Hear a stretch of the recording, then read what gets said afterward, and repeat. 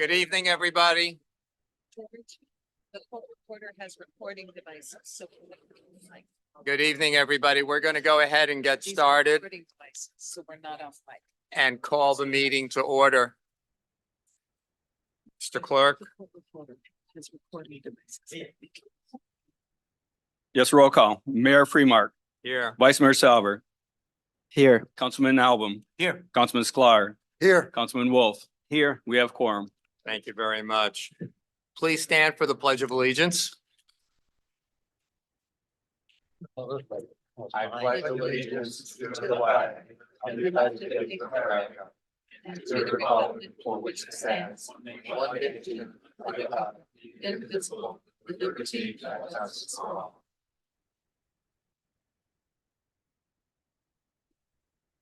Thank you very much. I know we have a large crowd here this evening, so if we could have appropriate decorum, it'll make it easier to move efficiently through the meeting. Thank you very much.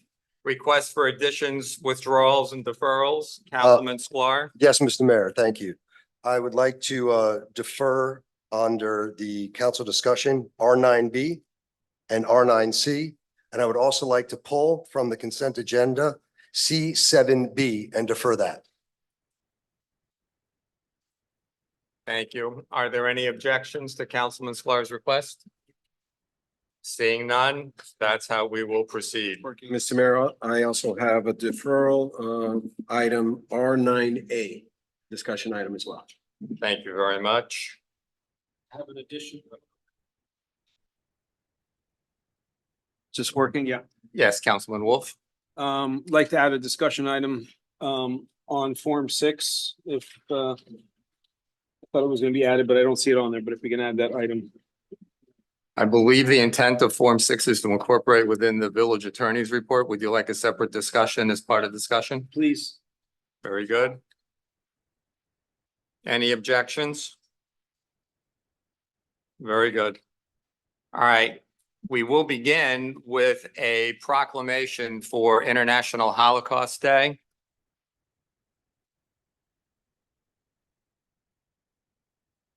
So please bear with me. I think it's important that we cover this and then we'll get into the agenda. Whereas the Holocaust constituted a horrific and systematic genocide occurring during World War II, leading to the persecution and mass extermination of 6 million Jews and millions of other innocent victims. And whereas January 27th was designated as International Holocaust Remembrance Day by Resolution 60/7 of the United Nations General Assembly, commemorating the liberation of Auschwitz-Birkenau and paying tribute to the Holocaust victims. And whereas Resolution 60/7 unified member states in rejecting any form of Holocaust denial and emphasized the active preservation of sites utilized by the Nazis during the final solution, such as killing centers, concentration camps, and prisons.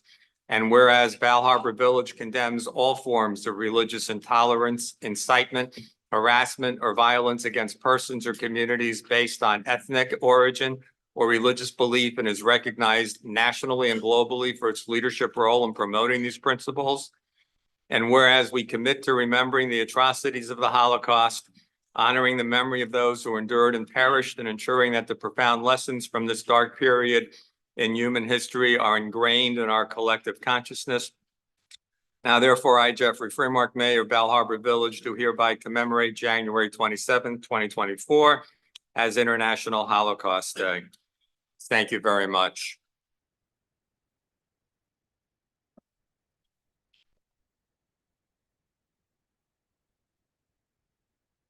All right, we're going to, first item is the consent agenda.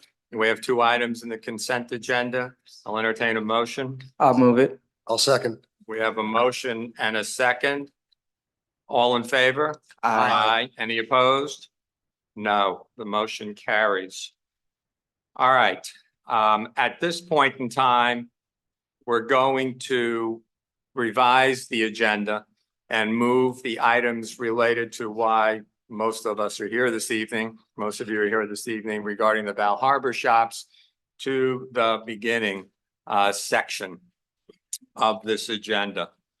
And with that being said, I'll open with a general opening comment, then we'll move to the items that are reflected here. So on behalf of myself and the Village Council, I would like to thank you all for being here this evening. It is important that appropriate decorum be maintained throughout the meeting, which includes requirements of no calling out, clapping, or any other disruptions.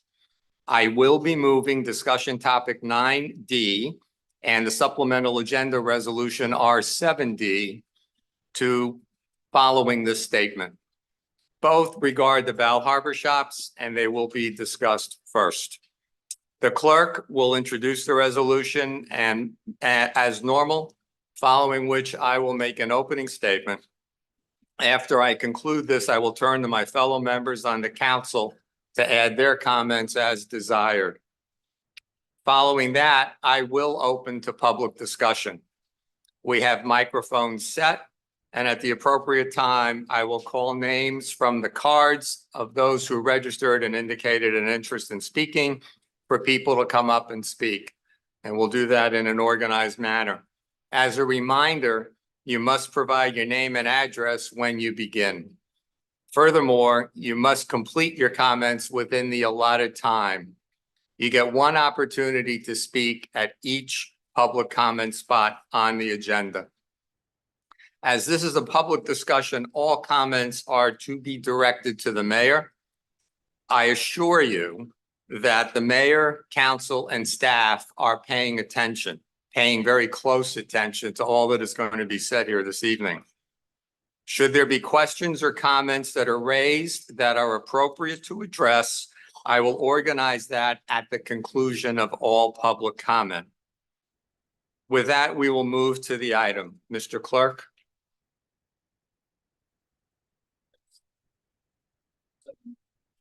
R7D, a resolution of the Village Council of Bal Harbour Village, Florida, authorizing the village manager to expend resources to take all necessary steps to protect the village in response to the Bal Harbour Shops 2024 submission to further expand its project, providing for implementation and providing for an effective date. Thank you very much. Your village council has worked hard over the course of the past 7 years to be collaborative and to hear all the voices within our community. Sadly, today, I come to you to say Bal Harbour Shops has not only disrespected me, but everyone within Bal Harbour Village. I am angry, both personally and on behalf of Bal Harbour Village, by what appears to be a perversion of the Live Local Act and circumvention of an executed development agreement that will cause significant damage to our community. It's a shame. It really is a shame that I must be here before you today to tell the story of ownership and a company acting without any sense of ethics or moral obligations. Let me recap. Leading into last week, I was asked to attend a meeting with Matthew Whitman-Lazenby to discuss hotel plans. Nothing further. At the meeting, which included Village Manager George Gonzalez, we were presented with a PowerPoint reflecting 600 apartments and a 70-room hotel in 4 towers, each exceeding 250 feet in height. There was no courtesy of advance notice of this. When I asked when the shops planned on socializing this with residents of Bal Harbour, the manager and I were advised that ownership was submitting plans with the building department concurrent with our meeting. As such, Mr. Whitman-Lazenby and the shops had no need to do anything else. As the shops currently utilize the village's Fairfield property for staging, and this reverts to the community for a new village hall, I asked as to where staging for this audacious plan would take place. The response was that Whitman-Lazenby did not know. Suffice it to say, a direct discussion ensued. Nobody here needs reminding that there was a referendum in 2021 sponsored by the shops attempting to raise the height limitation. That was rejected by close to a 90% rate, which I suspect right now would be 100%. This is clearly an end run around our community. An unintended consequence of this, in my view, was rejection of a minimal height adjustment for the new village hall, all of which was intended to simply protect it better against climate issues. Prior to this ambush, I am proud to say the village council has acted in an extremely collaborative manner to ensure the success of the expansion project and protect the interests of the village. This candidly put us in position to be subject to constructive criticism from our community, as a number of promises to minimize disruption to our citizens were not met. We have all experienced inconveniences. At the same time, the shops did absolutely nothing to engage or communicate with residents of Bal Harbour, despite being advised frequently by me to do so.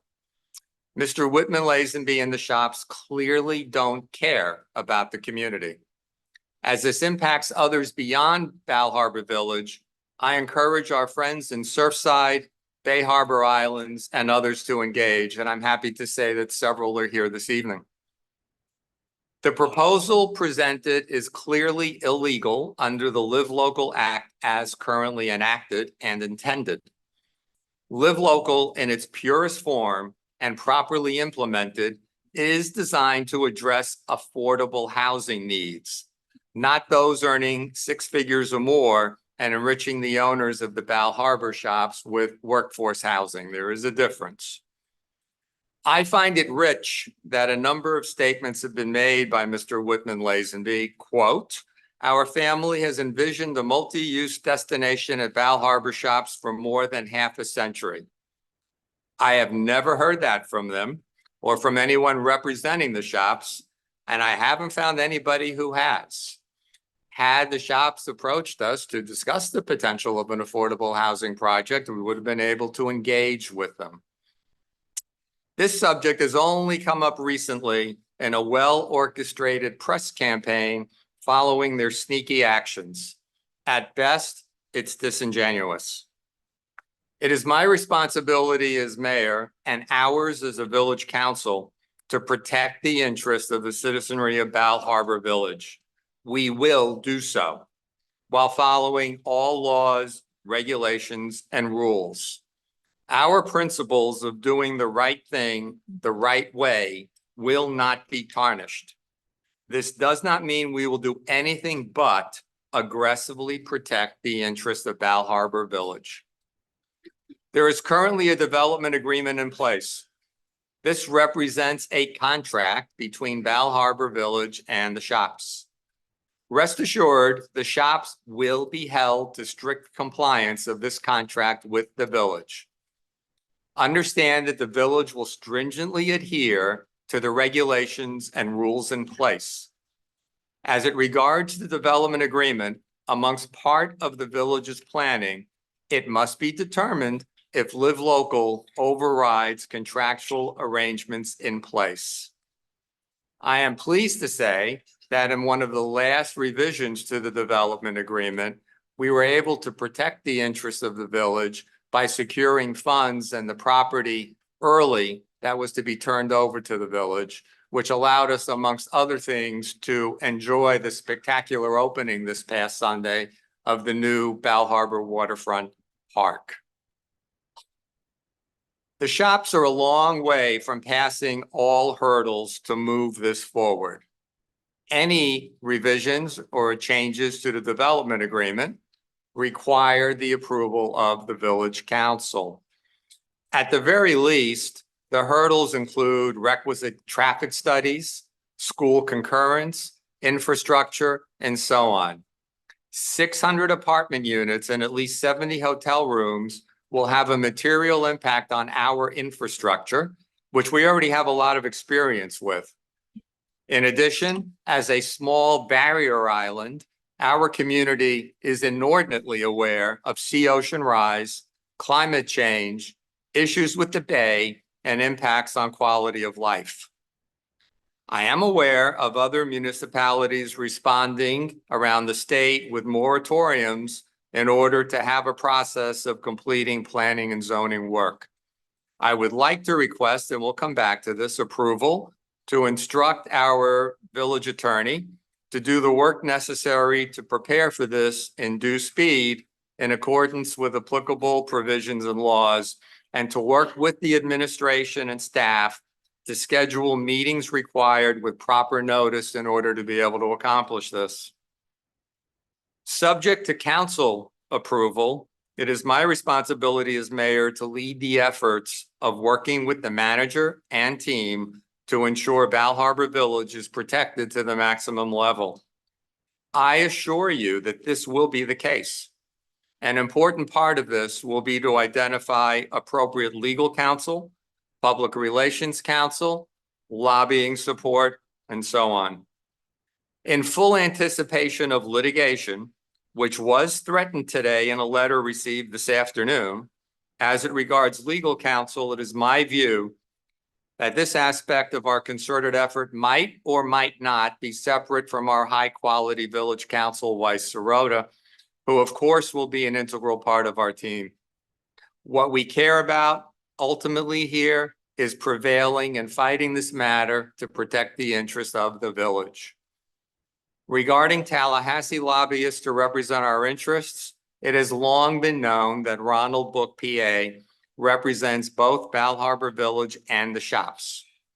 While that may not have been a conflict concern in the past, it may be viewed as one now, which I have discussed with him as recently as a couple of hours ago. I had heard previously that Mr. Book attended meetings representing the shops in this matter, which he told me is inaccurate. Mr. Book committed to send confirmations to both Mr. Lazenby and Shops Council, as well as to the village manager and me, advising that he will not represent the shops. As of now, this has not been received. If in fact Mr. Book is representing the shops in this matter, or in general, at the council's discretion, it could be cause for 30-day notice for termination. This requires further discussion, as the village has had a long-standing and successful relationship with Mr. Book. And by way of full disclosure, Ronald Book, PA, also represents my full-time employer, Miami Jewish Health. I encourage all interested in participating in public comment to not hesitate to do so. It's not too late to sign up if you're interested. You are entitled to appropriately speak your minds within the 3-minute time limit. You get one opportunity to speak. For the record, the manager and I both encouraged Mr. Whitman Lazenby to appear in person this evening to address the citizens of Bal Harbour. We were advised today that nobody is available. I encourage those of us, we're all surprised. I encourage those of us on the dais certainly to clearly state our views.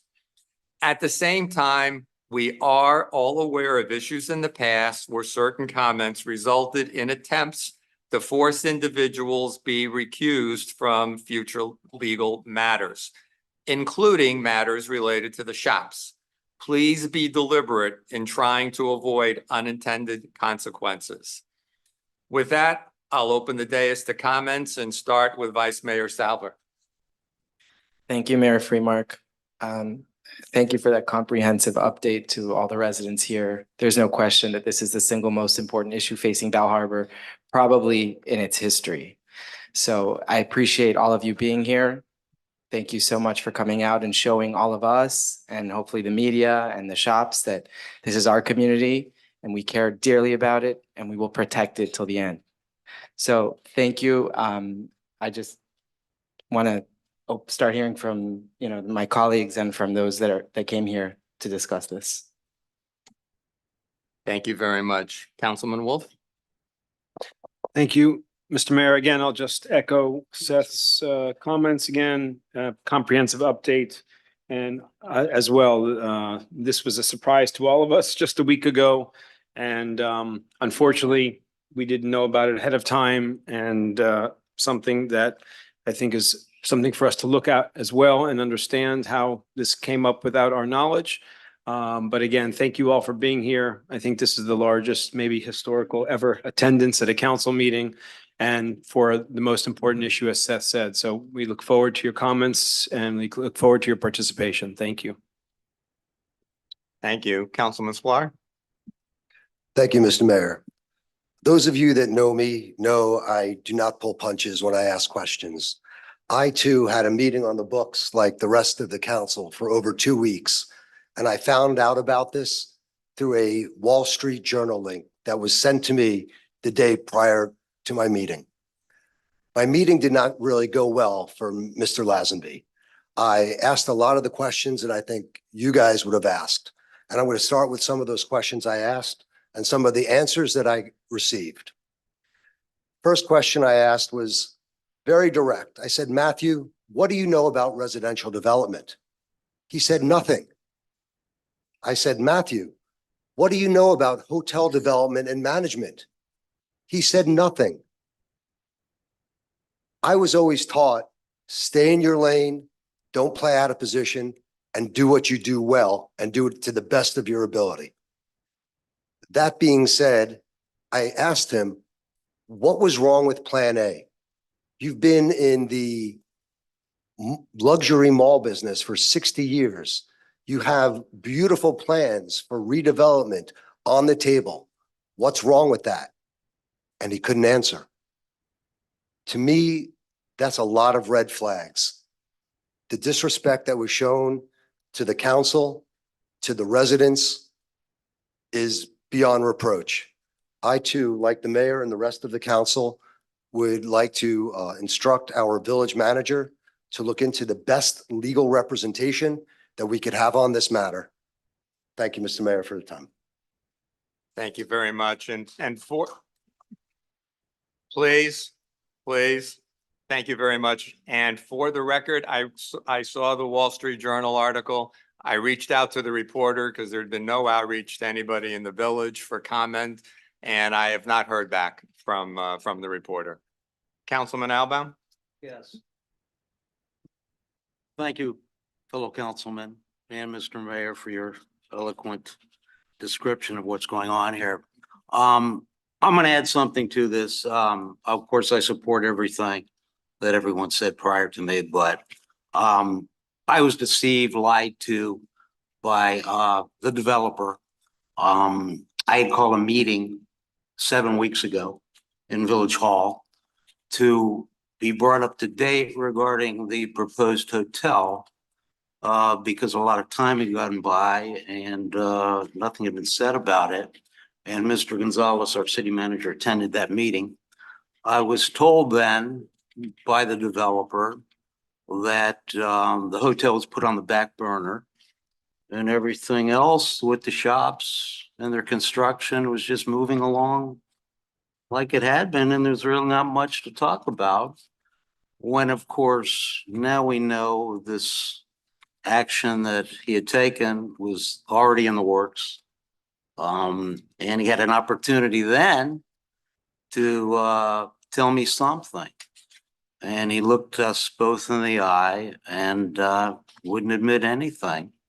5 weeks later, I got called to the same meeting that our mayor did. Matter of fact, my meeting with the developer was right after his in Village Hall. And that was only a week ago. And that was my surprise update to the hotel development. You can't imagine how furious I am. I know our city manager is just as upset as I am. And I just believe this is just a question of respect, character, and just a total lack of heart. This group just doesn't care about anything but themselves.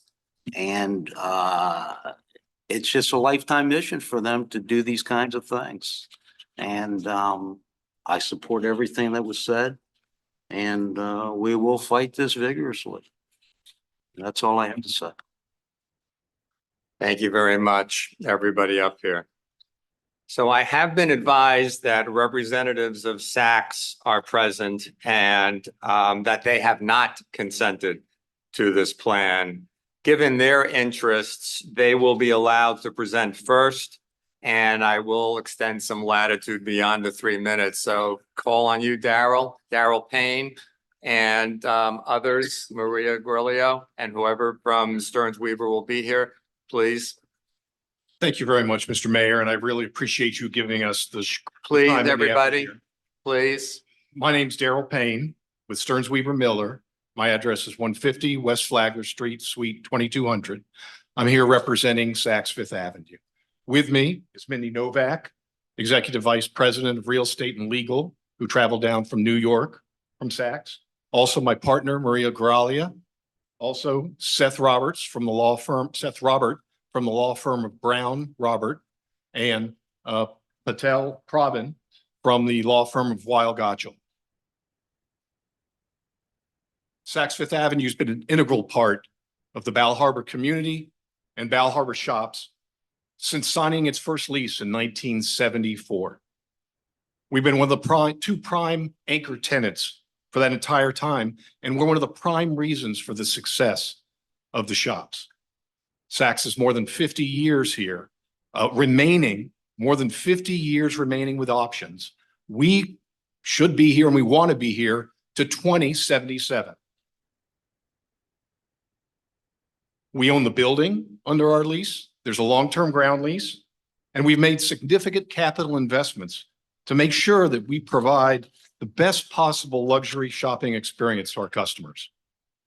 Despite this, just like the mayor and the council members, Saks was completely blindsided by the shops. We learned of this development proposal the exact same way as it appears that many of you did. We read about it in the newspaper. We only saw the details of it searching through the web to find what had been posted by the village to see the details of the development plan. Astonishingly, we had not been contacted by shops. We have not provided our consent. We haven't had a time to give a full review or analysis of this. Now, we don't have any objection to the principle of workforce housing. We are opposed to any plan that calls for the demolition of Saks store. And that's what this appears to be. They're demolishing our store to put up a giant garage and a hotel. Needless to say, this action violates multiple provisions of our long-term lease with shops, including a basic right to quiet enjoyment and the store that we own. Obviously, it potentially impacts the lives of over 225 Saks employees that work at the store, serving customers and serving residents of Bal Harbour Village. Saks believes there's no way the current traffic, parking, utility, and other capacity limits of the village can survive the strain of such a massive redevelopment. Moreover, Saks has concerns about the environmental impacts the plan might have on the existing shops, as well as the surrounding area. This would be the plan is, as we've seen it so far and trying to learn about it, would be extremely disruptive to our business, to our customers, to our employees, and we think to the community, the retail community as well. Now, for the past 3 years, Saks has been in litigation with the shops over a lease issue, but we're running our business. We think that's going to get resolved. We were trying to figure out the ulterior motives from attempting to wrongfully terminate and evict Saks from its property. Well, it's becoming clear now. Saks is confident that it will ultimately prevail in the litigation and intends to remain at the location in Bal Harbour for many years to come. We ask that this village should not grant any proposal that interferes with the property rights of Saks.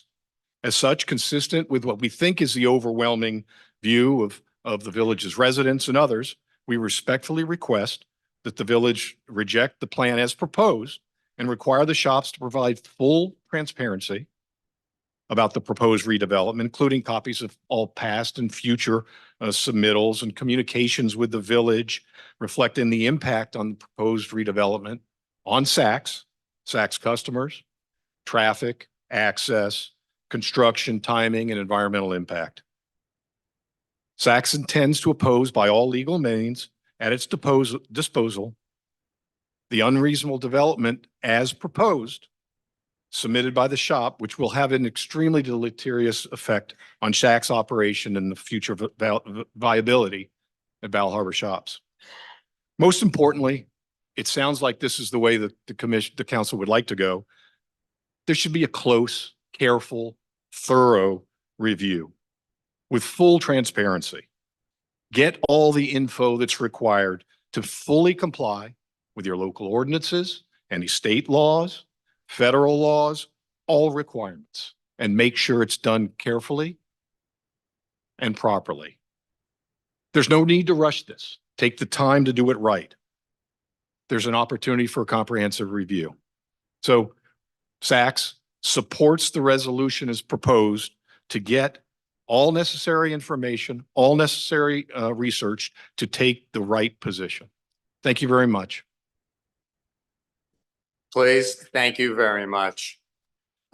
If there are any other representatives of folks in the shops, any other attorneys that would like to speak, please see the clerk.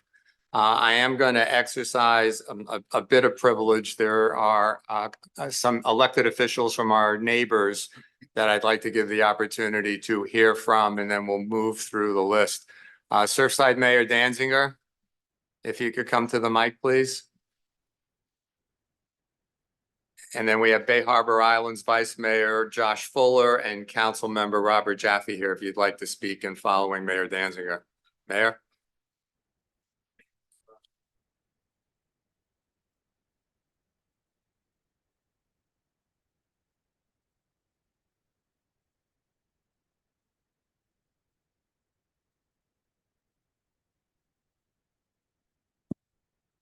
All right. Thank you for that privilege. I would have waited, but Mayor, Council, thank you for the opportunity. We've all seen, I guess, the effects. We live in a small community. We've seen the effects that even the parking lot had on our community, on our traffic patterns. We've seen the effects that adding one streetlight has done to our town and the traffic patterns. That these are all things that we're still trying to mitigate till today. A project like this would have tremendous impact on our towns, ones that we can't really recover from, in my opinion. Those that know me know that I've been up to Tallahassee advocating against the Live Local for this very reason, specifically on the Barrier Islands, which is our infrastructure can't handle the added density. We have one road going in and out. It is a thoroughfare. As is, speaking also from as a member of the Hutzellar Emergency Medical Organization, it becomes impossible to go from one island to the other in the case of emergencies. And my plea to Tallahassee was that this Live Local Act could potentially put people's lives in danger if our infrastructure is not up to par. I don't have to tell you what a project like this would do. And that's why I just wanted to come and commend you and thank you for the actions that you are taking here today. And, Surfside will be dramatically affected by it. So we stand ready to support you in any way we can as you move forward. Thank you very much. Thank you very much, please. Bay Harbor Islands Vice Mayor Fuller. Good evening, Council. But I can tell you right now, unfortunately, is obviously because there are two members of council here, that sunshine law is going to prohibit me from actually speaking on the topic. I think without that being said, I think you know my thoughts, my personal thoughts on the matter. But unfortunately, obviously due to sunshine laws, that I cannot speak on it here today. But I do believe this will be back in front of our council very shortly. Well, there are cures for that, but I do appreciate you standing up and speaking. So thank you very much. All right, I'm going to call three people up. If you could just line up and we'll go in a sequence and we'll go from there. So the first is Adam Petrillo. Second is Patricia Cohen. And third is Babak Rahib. So we'll go with Adam and with Babak. Patricia will come back to you. Adam. Mr. Mayor, members of the council, it's really a shocking. We need your name and address, Adam please. Petrillo, 172 Camden Drive, here at Bal Harbour. We've been residents of the community. My family has for more than 50 years. My wife and I moved here in 1988, raised our children here. And principal reason we came to Bal Harbour obviously was tranquility, luxury, security, and low density. You know, we never anticipated that Bal Harbour could ever become a Sunny Isles or an Edgewater or Brickell Avenue. That's never been the heart of our direction of this beautiful community that we live in. I've also been in the development and finance and project management arena for about 30 some odd years in commercial real estate. I've been blessed to have been affiliated with projects of the likes of Ritz-Carlton, St. Regis, Mandarin Oriental, worked with the Royal Caribbeans of the world and some of the finest cruise lines and destinations developing tourism destinations around the world. And there are two paths a developer can take in this life, right? One is the pathway of collaboration, and the other one is conflict. And I can tell you, I've been to many, many council meetings, many planning and zoning boards. I have never, ever in my life seen the rug pulled out the way this developer pulled it out on you folks. It's absolutely appalling. Good counsel and practice is to embrace the community, to engage with the community, to find out what the community truly wants, and then try to accommodate to the best of your ability. You want to take the combative role, which clearly that has been set up, that's going to take them down a completely different pathway. It's just confounding to me that somebody who's been in this business for this long has chosen that path. But I think if we're all practical and we look at Collins Avenue this evening, we see the traffic coming down the southbound lane, what this could represent in terms of congestion, traffic, and a true impact on life safety with police and fire. You have to say no on all accounts. And I appreciate you giving me the opportunity to come up here tonight and say my spiel. And thank you so much. Please, thank you very much. Mr. Sam, and I apologize, Shiami, if you could come up, please. Bye-bye.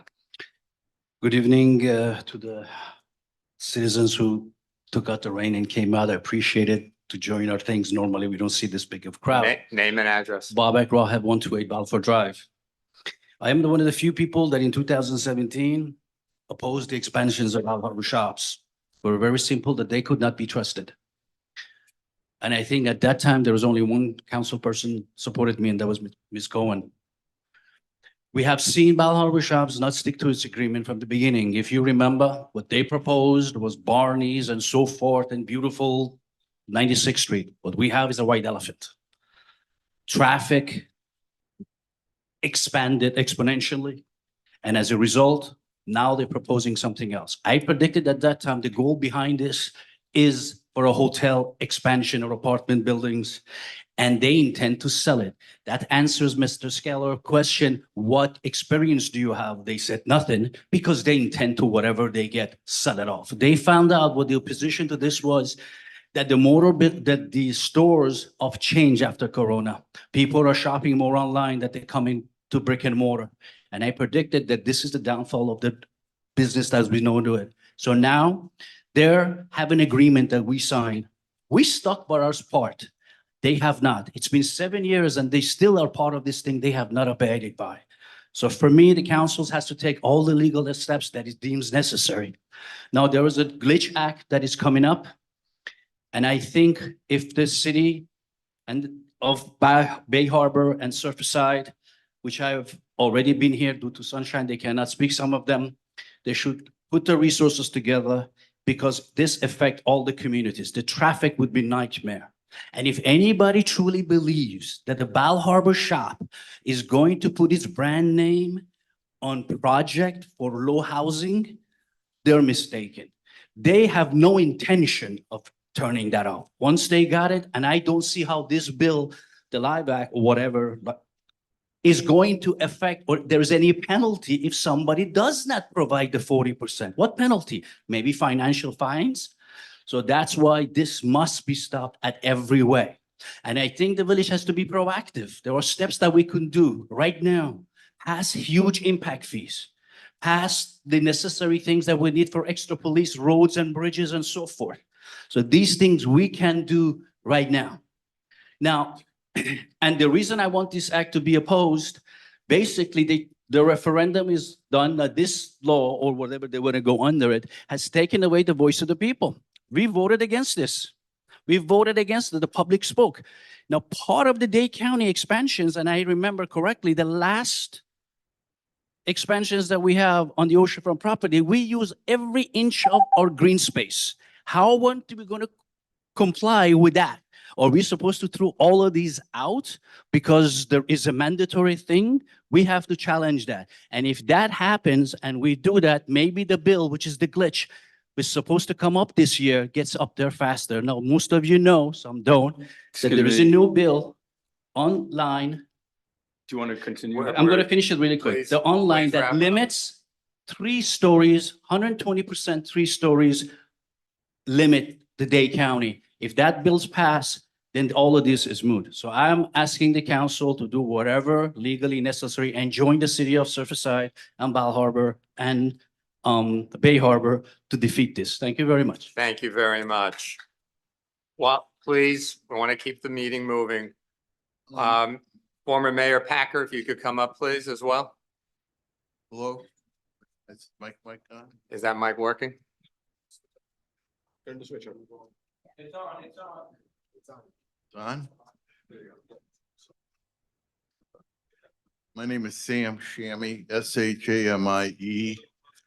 I live at 9705 Collins Avenue, unit number 2505. Please. I was very impressed with the mayor's opening statement. It was a lot of things in it I supported 100%. Make no mistake about it. The situation is going to go to court. You should plan on legally preparing yourself now because of the actions of the developer. He's going to leap jump into court. You should prepare yourself now. I'm totally against this development. It's unnecessary, it's unwarranted, and any violations of the original agreement with the Bal Harbour shops that are in violation, you should start enforcing. And you should start bringing it to their attention. And if they're in violation of something, take them into court and make sure it's right. Start fighting back. Don't sit back, start preparing your legal action. I'm opposed to this. It should go all the way to the Supreme Court of Florida. That's it. Prepare yourselves now, because that's where he's headed. Thank you. Thank you very much. David Kwiat. Martin Packer, 10205 Collins Avenue. I just want to say, number one, I've had personal experience years ago with the shops. There is nothing new, except we now have the crowds that we had when they proposed the last build out. The shops, in my opinion, contribute zero to this village. They are almost like, I would say, a snake. They're very, very slippery. And I will agree with the council. You go legally as strong as you possibly can to defeat this. And I wouldn't even give them two minutes time to think anything over. They must be stopped and stopped immediately. Thank you. Thank you. Amy Benishai. David Kwiat, 10185 Collins Avenue. Thank you, Mayor and Council. I've been involved with, from the Bal Harbour Citizens Coalition more than 20 years ago on this issue. And I could say we fought hard, and almost 90% of the village voted in favor of our of not building taller buildings. And then it came up, this issue came up again a few years ago, and again about 90% of the village voted no. What is the problem with putting up a large building? I'll mention what I think the problem, one of the problems is. You will have a canyon. The other buildings will do the same. You have a canyon and you have a canyon through Surfside. And it'll be horrible. The traffic, God knows what. And it's what's interesting for the Whitman family, this is a pure business. They don't live in Bal Harbour. I don't know if they ever lived in Bal Harbour. But they are only interested in dollars, and they don't care about the welfare of the people here. And I believe we have to defeat them no matter what it takes. And I also feel I don't understand how the state of Florida can get involved in such a local issue. Thank you. Thank you. Kevin Wilcox. Hi, my name is Amy Benishai, 10155 Collins Avenue. I have a question. I'm 100% behind you. And I was with Patricia the last time with little signs on Collins Avenue, trying to get big signs. Oh, I forgot. Please. My only question is, I'd like you to tell me how we're going to pay for this. How will this be financed? Because we have to go after them and that's not free. So if you can elaborate on that, I would appreciate it. Thank you. Vivian Perez. Kevin Wilcox, Mr. Mayor. My family's owned a property on Park Drive for a little over 25 years. My 97-year-old mother currently lives. We need your address. And so 90 Park Drive, and my personal address is 9350 West Bay Harbor Drive over in Bay Harbor Islands. I actually bought a little personal experience to the overdevelopment of Bal Harbour, Bay Harbor Islands. I bought the property in Bay Harbor Islands 3 years ago so I could live close to my 94-year-old mother at the time. In the last 2 weeks, leaving my house at around 5 p.m. to get over to my mother, who lives in Park Drive, it's less than a mile, over an hour. So I don't live close to my 97-year-old mother. That's just a personal experience with the overdevelopment that has been mentioned that were so all, clearly obvious. My family supports the opposition to this proposal. I take a look at every legal position. I'd even question the constitutionality of the Live Local Act. If it hasn't been questioned in the Supreme Court, I'd go right to the top because it can't be constitutional under the Florida Constitution. But really support everything that's been said here, support the council and the mayor in opposing this completely. Thank you. Thank you very much. Rose Gertzberg. Me? Yes. Good evening, Vivian Perez, 198 Park Drive. We are residents here for over 20 years. And the reason that we came to live to this community is because of the charm of living in a small town. So I ask you, council, is Bal Harbour a business or is Bal Harbour a community? If it's a business, then you should go for it with this idea. But if it's a community, then you really have to protect the values and the quality of life that we have, that as we have seen, it has been done away with in many, many communities all over, to the detriment of the people. So we are very privileged, all of us here. And when I came up to speak, I said, I don't even know what to tell you, but I think that we must speak and we must say this is wrong. And please preserve our quality of life. Thank you. Thank you. Let me call Rose Gertzberg again, if you're here. No, okay, thank you. Sandy Goldfarb and Carmia Karras.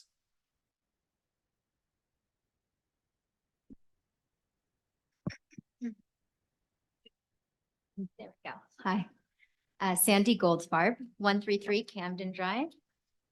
I'm also a member of the Civic Association. What I'd like to mention here is something of maybe a fringe issue, but it is an ecological one, and I'd like to bring it up. Dear Mayor and board members, the idea of having large structures bordering our neighborhood is concerning. In the very insulated village we live in, we have had ongoing issues in the past with mosquitoes. Just this past summer, Miami-Dade offered the residents free chemical spraying to reduce this pestilence. We must understand that any buildings and structures that are constructed add to the humidity and stagnation, cutting off the ocean breeze. A mindful city planner would never agree to a layout for a tropical climate neighborhood that involves sealing it in with large buildings. My family and I do not want to rely on heavy chemicals and urge you to impress the dangers of what decreased airflow would be for our health. Thank you. Is Carmia Karas in the room? Pass. Okay, thank you. Susan Aram and Iris Agozi. Pass. Susan passes. Iris Agozi.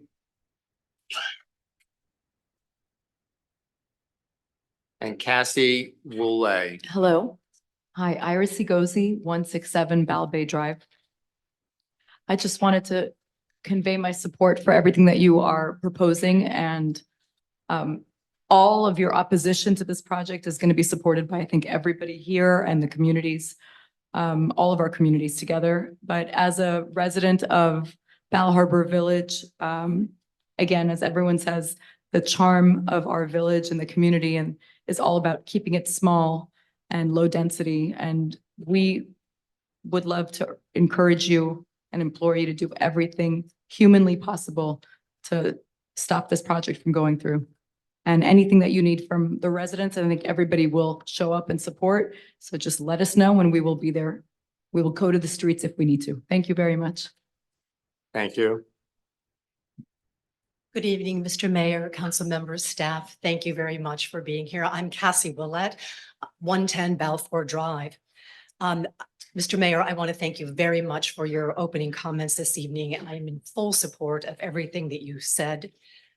Through this development application, the Bal Harbour Shops has once again demonstrated that they no longer wish to be good neighbors, that they do not care about the negative impacts of their relentless overdevelopment efforts on our village. My family has owned one of the original homes in Bal Harbour, very near the shops and the Bal Cross pedestrian gate for almost 25 years now.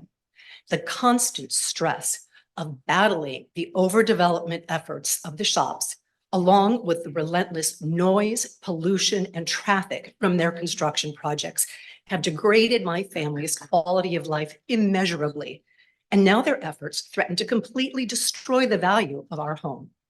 Ironically, the most affordable housing remaining in Bal Harbour, the condominiums and smaller homes closest to the shops, are those that will be most negatively impacted by this perversion of the live local, the intention of the live local legislation. I ask this council to do everything in its power to stop this development plan from being implemented, regardless of cost, including hiring lobbyists to work with state lawmakers to understand the unintended consequences of their legislation and to work to reverse it. I also fully support the council's efforts to work with neighboring communities. How on earth will anyone get an ambulance or a fire truck to their home if this goes through? Further, I suggest that this council consider the possibility of imposing impact fees or substantial new taxes on the commercial zone of Bal Harbour Village, where the shops are located, to recoup the expenses of fighting this outrageous proposal and to compensate the residents of Bal Harbour Village. Please. Finally, I ask this council to immediately end the cooperative stance that it has taken with the shops and to stop allowing them to use the empty Collins lot to their north as a staging area for their Please, trash, everybody. debris. Please, we'll listen to everybody that speaks. The members of this community have had enough, and it is time to finally stop the shops from further degrading our quality of life. I thank you for your efforts in that regard. Thank you very much. Please.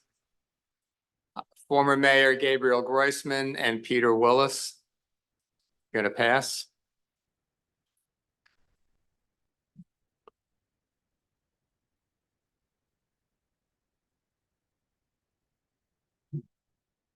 Oh, you can hear me or close. Should I use this one? The tall person, Mike. So good evening, Mayor, members of the council. It's an honor to be here in front of you. As you know, Name and address. It gives me Gabriel great pleasure Grossman, to one say- nine one Bal Bay Drive. You're right. Thank you so much. So it's an honor to be here, but I'm here because it's an important issue. And I think that I know you all are going to do the right thing. So I'm not here to urge you to do the right thing. I know you all are going to do the right thing and you have the right approach towards this. I'm confident of it. But I did think it was important to come here just to share the fact that we as a village did years and years of work with the Bal Harbour shops, with the Whitman Family Development, to work fairly for the residents and for our businesses, for a reasonable, what I thought was reasonable, at least what we voted as reasonable expansion, where we had a balanced development agreement that kept the balance of what we had in our village and what the shops deemed it wanted or it needed on its own private property for its expansion. All of that has been thrown in the garbage. The shops has decided that there is no more good faith, in my opinion. The shops has decided that everything that they said they were gonna do and we signed an agreement for, they're not gonna do anymore because now they want more, more, more. And that's something that I think is very critical to understand, that the most important thing we can do is not to look at this issue just in a narrow sense of saying, wow, this doesn't really comport with Bal Harbour. That's true, it doesn't. And it's not about affordable or not affordable, it's about volume on that property. But we can't look at it just in a vacuum. We have to look at it in a sense of, we made a deal with them, we signed an agreement, we've moved far along, and they've moved far along with their expansion under that development agreement. And now they're trying to change it. We know that there's laws in place to protect entities like the Village of Bal Harbour. And I urge you, and I know you will, do everything we can to stop this development. I don't think it's appropriate. I don't think, in my opinion, it's legal. And thank you, and I'm willing to offer myself to help in any way, shape, or form, volunteering to help the village in any way, in any capacity I could be helpful. Thank you. Thank you very much. Barry Shevlin and I apologize, Debbie Sanchez. And if I mispronounced, I apologize.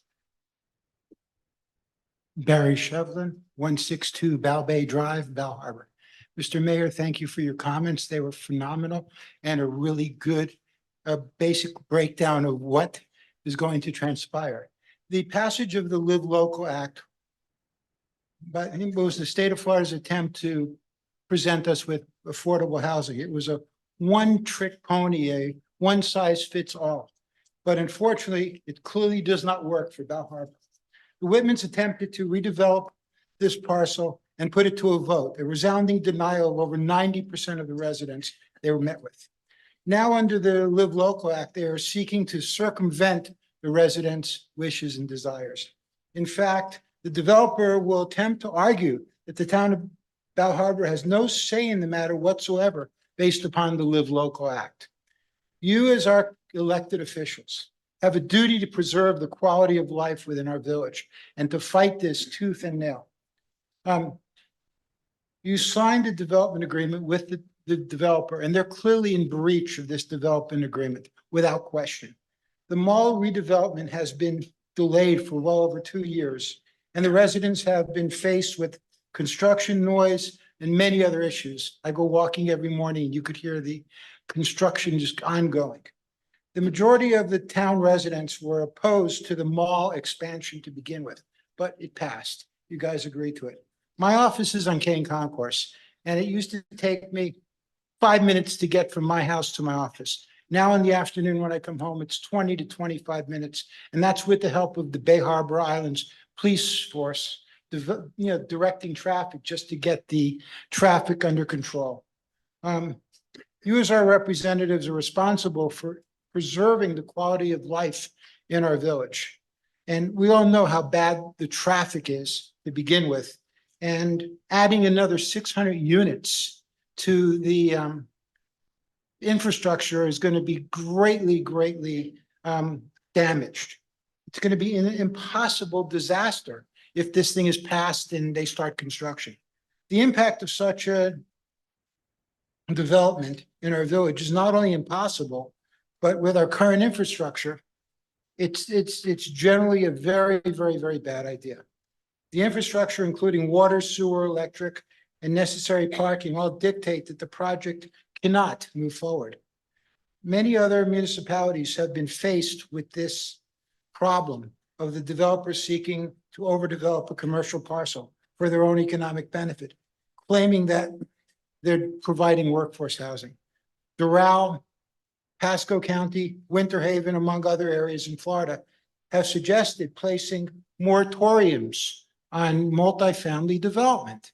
And by doing that, it's a temporary stoppage before we get involved in the lobbying or anything else. By placing a moratorium 6 months or 1 year, like the mayor had mentioned in his opening arguments, it's going to stop Whitman in his tracks. And Excuse there's me. nothing he can do about it if you pass it.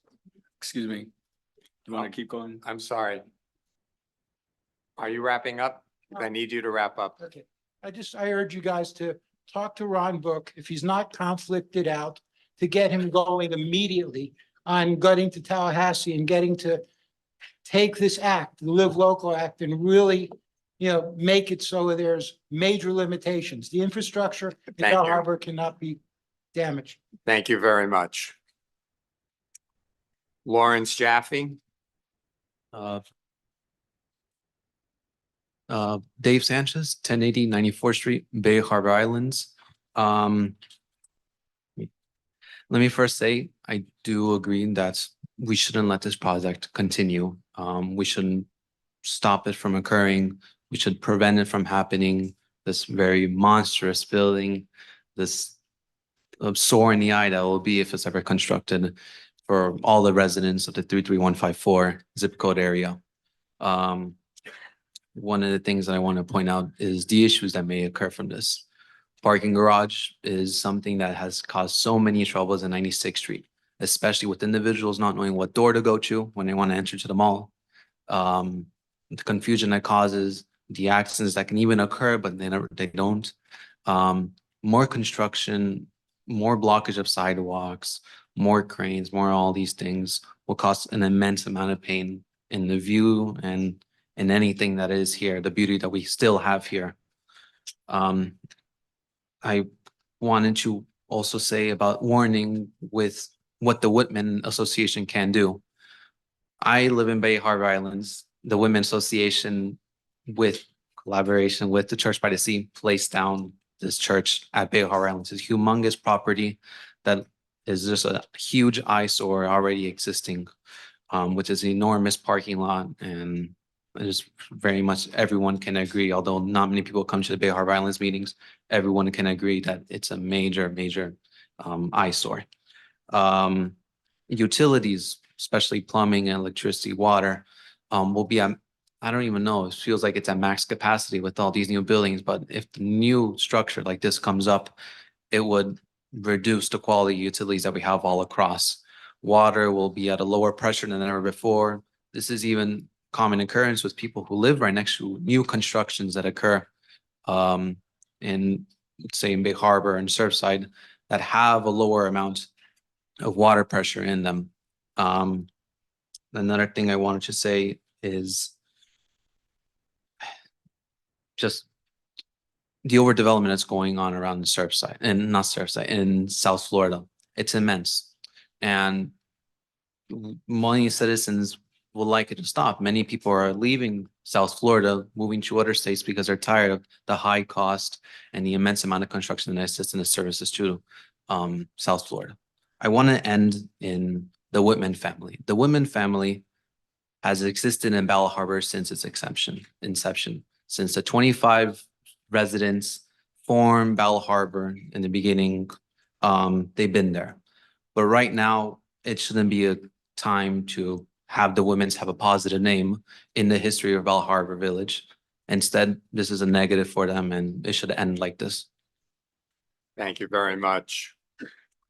Aaron Stauber. This one? Yes. Ralph, Oh, Ms. good. Ralph. Please. Lawrence Jaffe, 10175 Collins Avenue, Bal Harbour. I'll be extremely brief since you've heard it all. Mr. Mayor and council members, you couldn't have articulated better. So have the residents and even Saks Fifth Avenue. But It's very simple. This project is unethical, illegal, and unconscionable. And you see, everybody's here to support your opposition to this. So we want to see Bal Harbour thrive, but this is not the way to do it. And we support you all the way. Thank you. Thank you. Ralph Mizraji. William McCoos. And Nina Rudolph. Evening. How are you? Bill McHugh, 114 Park Drive.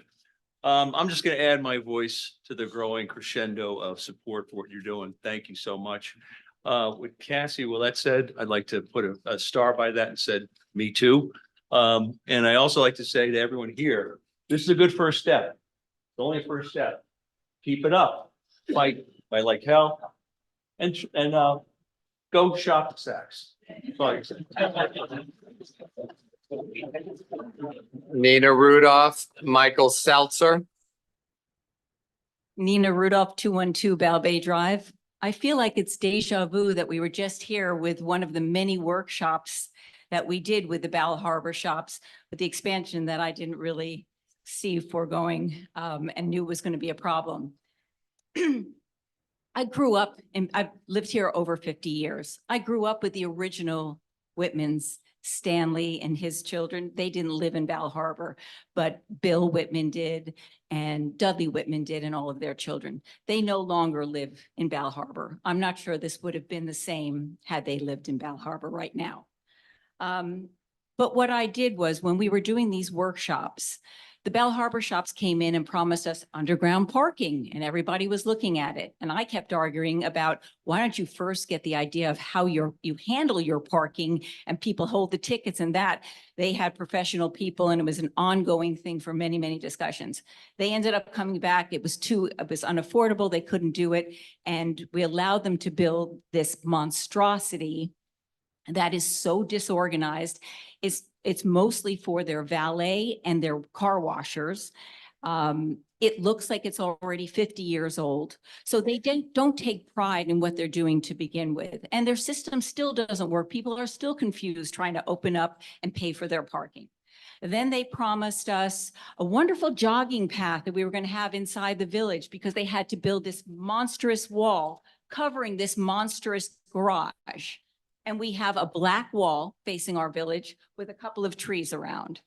Then they promised us this wonderful gate for our back gate in the village that they needed access for their emergency rooms, for their emergency vehicles. And we had to push back our gates and have a double gate. And this was going to be so fantastic. Went out today, didn't work again. It's been a nightmare for us inside the village. So my point is, what they say is not what they do. And I'm sorry to say this is not my attack on the Whitmans. This is my attack on saving Bal Harbour. And this is what we need to look at. And I appreciate your passion, Mr. Mayor, because I can see how you feel about this as well. And the last thing I want to say is there is a lot of rumors going around that everybody says, well, they're just doing this so they can get a hotel. They're using this to negotiate. Let's not negotiate anymore. We have given them so much, more than they had ever anticipated. So please, whatever it takes, however much money we need, whatever we need to do as a community, we are here to help you and help you fight. Enough is enough. Thank you. Thank you. Michael Seltzer? No. Barbara Franz and Doug Rudolph.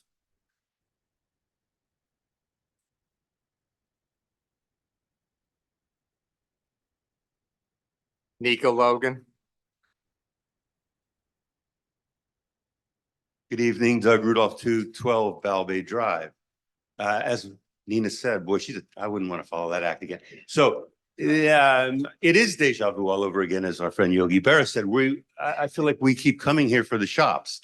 And in the Department of Redundancy department, I'd like to add that here, first they came in and they wanted a 20-story hotel. They spent all kinds of money advertising and lobbying the community, and I think 90% voted against them. And I would have to say, based on what I've seen tonight and the 50 people I've probably heard from in the last 4 days, it'd be closer to 100% that would be against this. So I think I won't waste all your time with that. I want to just say a couple things.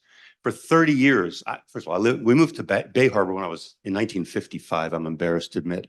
And then we moved to Bal Harbour here, I did. My extended family was already here, 30 years ago. In those 30 years, all I've heard from the shops was how they're here to help us. They're all the great things that they've done for the residents and for the community. Let's be honest, guys. The shops are focused on one thing, and I think we all realize it, maximizing and extracting every single dollar they can from that enterprise.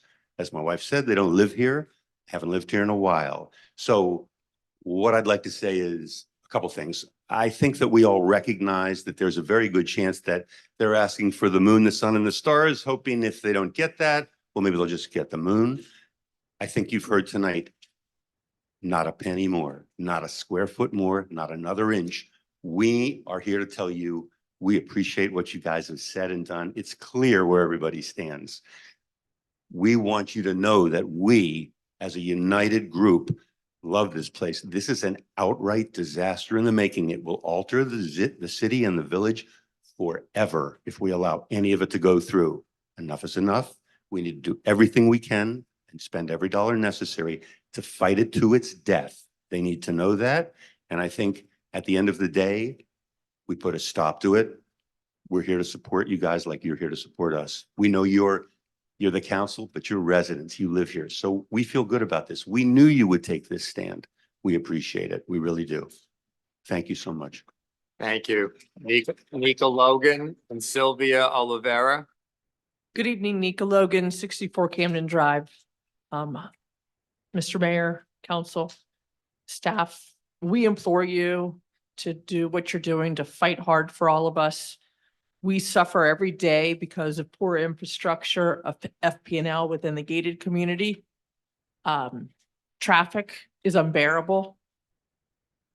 The shops, Matthew Lazenby is a coward. He's using this Live Local Act as a wraparound to get a negotiation tool.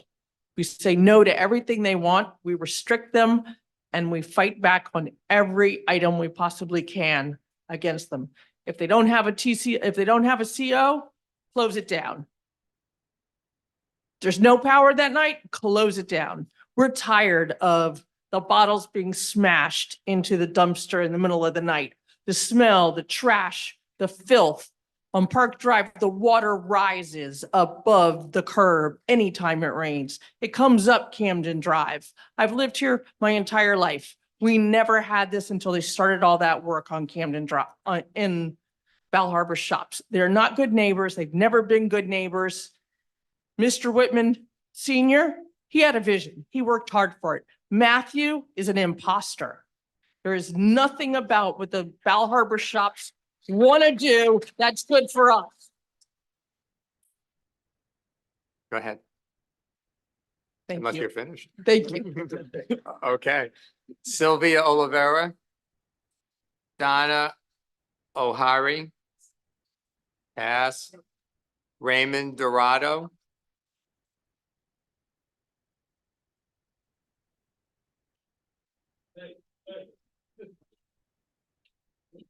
Jackie Terlitsky.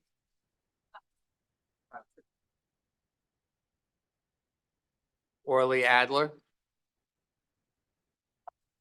Please go ahead. Okay. My name is Ray Dorado. I live at 10205 Collins Avenue, 602. And I appreciate having the opportunity to speak to all of you. Thank you for your remarks, Mayor and Council. I would just like to echo what everybody else has been saying tonight. I think that you've heard a lot of people who are very disappointed with how this was communicated and the fact they don't seem to have the appropriate planning in place. So I would encourage the council to do everything in their power to completely investigate it, put them through the entire environmental process, all the other processes, and assess them for what they cost the village in terms of the expenses that you have to go through to review what they provide to you. So anyway, I'd encourage everyone here in the room to go out and speak to your neighbors and get more support for this, because this is going to be a long drawn out process. Thank you very much. Thank you very much. Yafa Raviv and Ken Miller.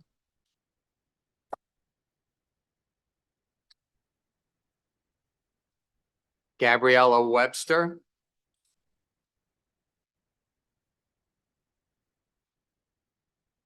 And Lauren Koplowitz.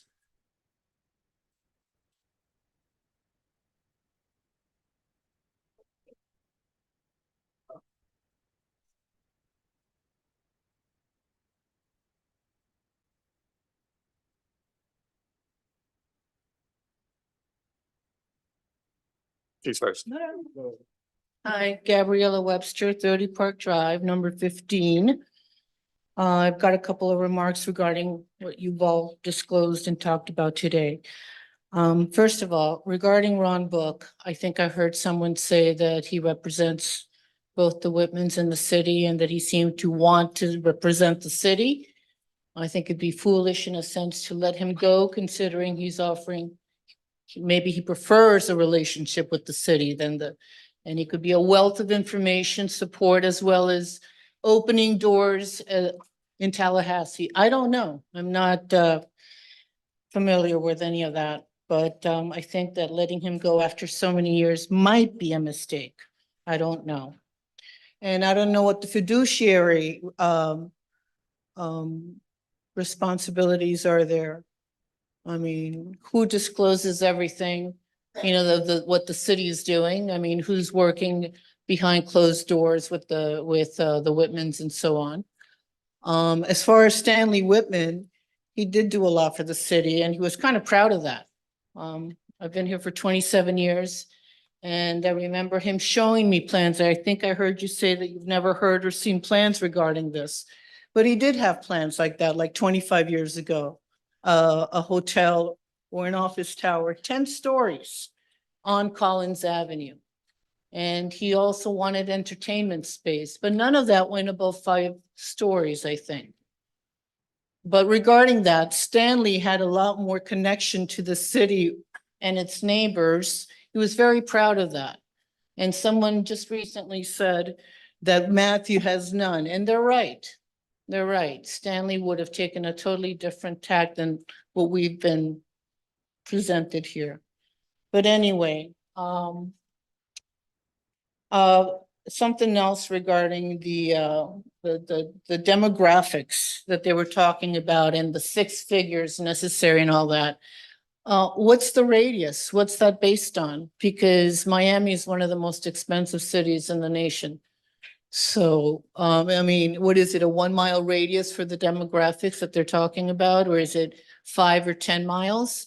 Because I'm sure that the Saks Fifth Avenue employees don't earn the $80,000-$90,000 that were there for, let's say, a family, for 2 people.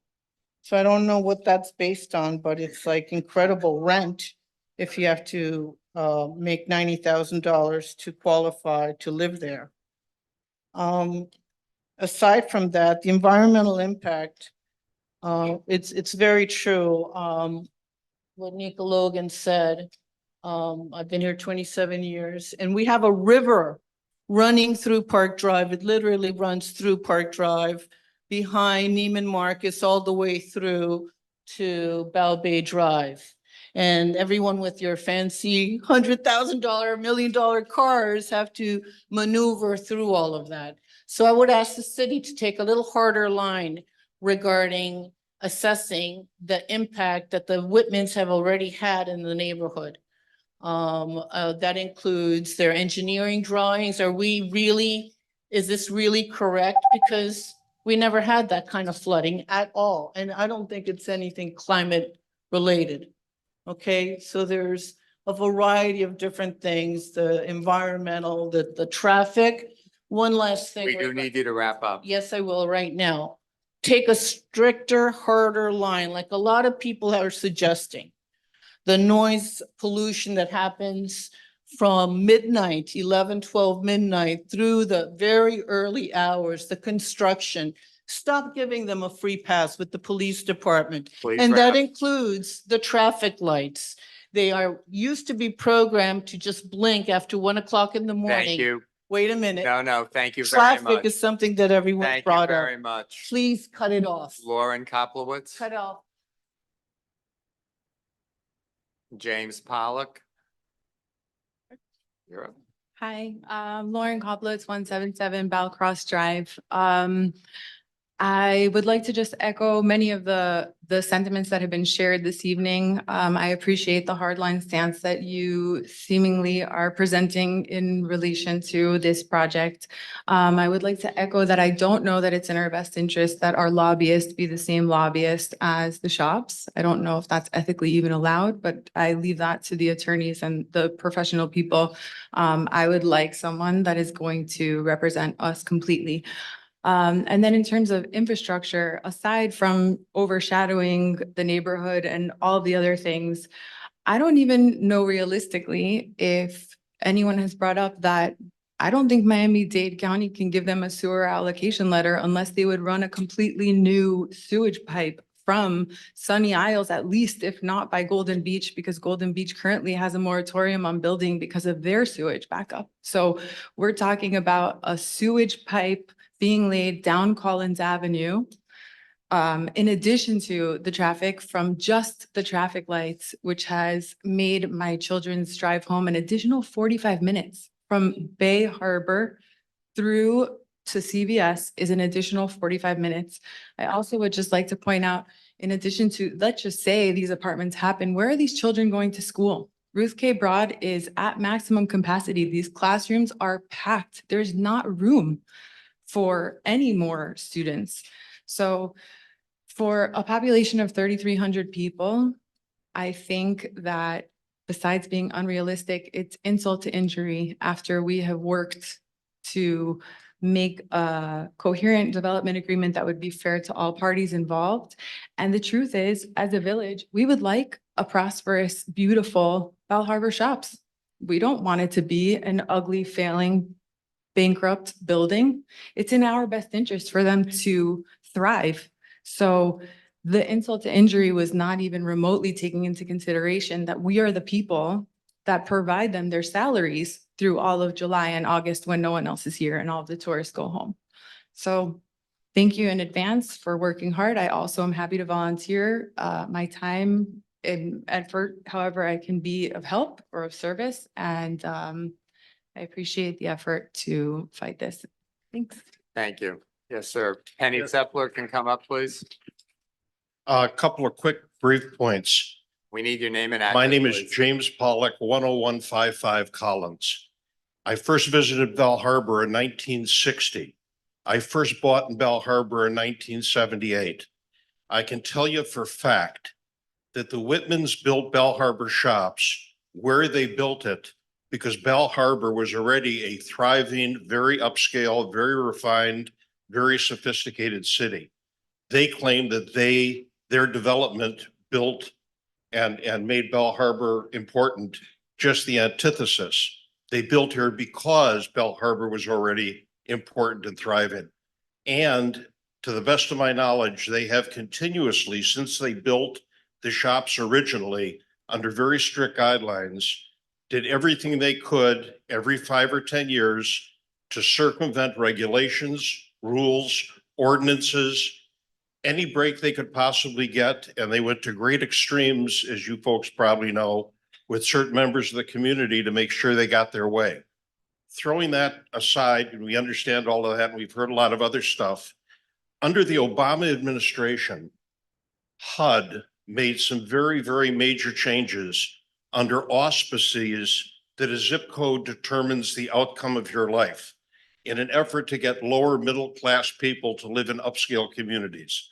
This was done in 2016.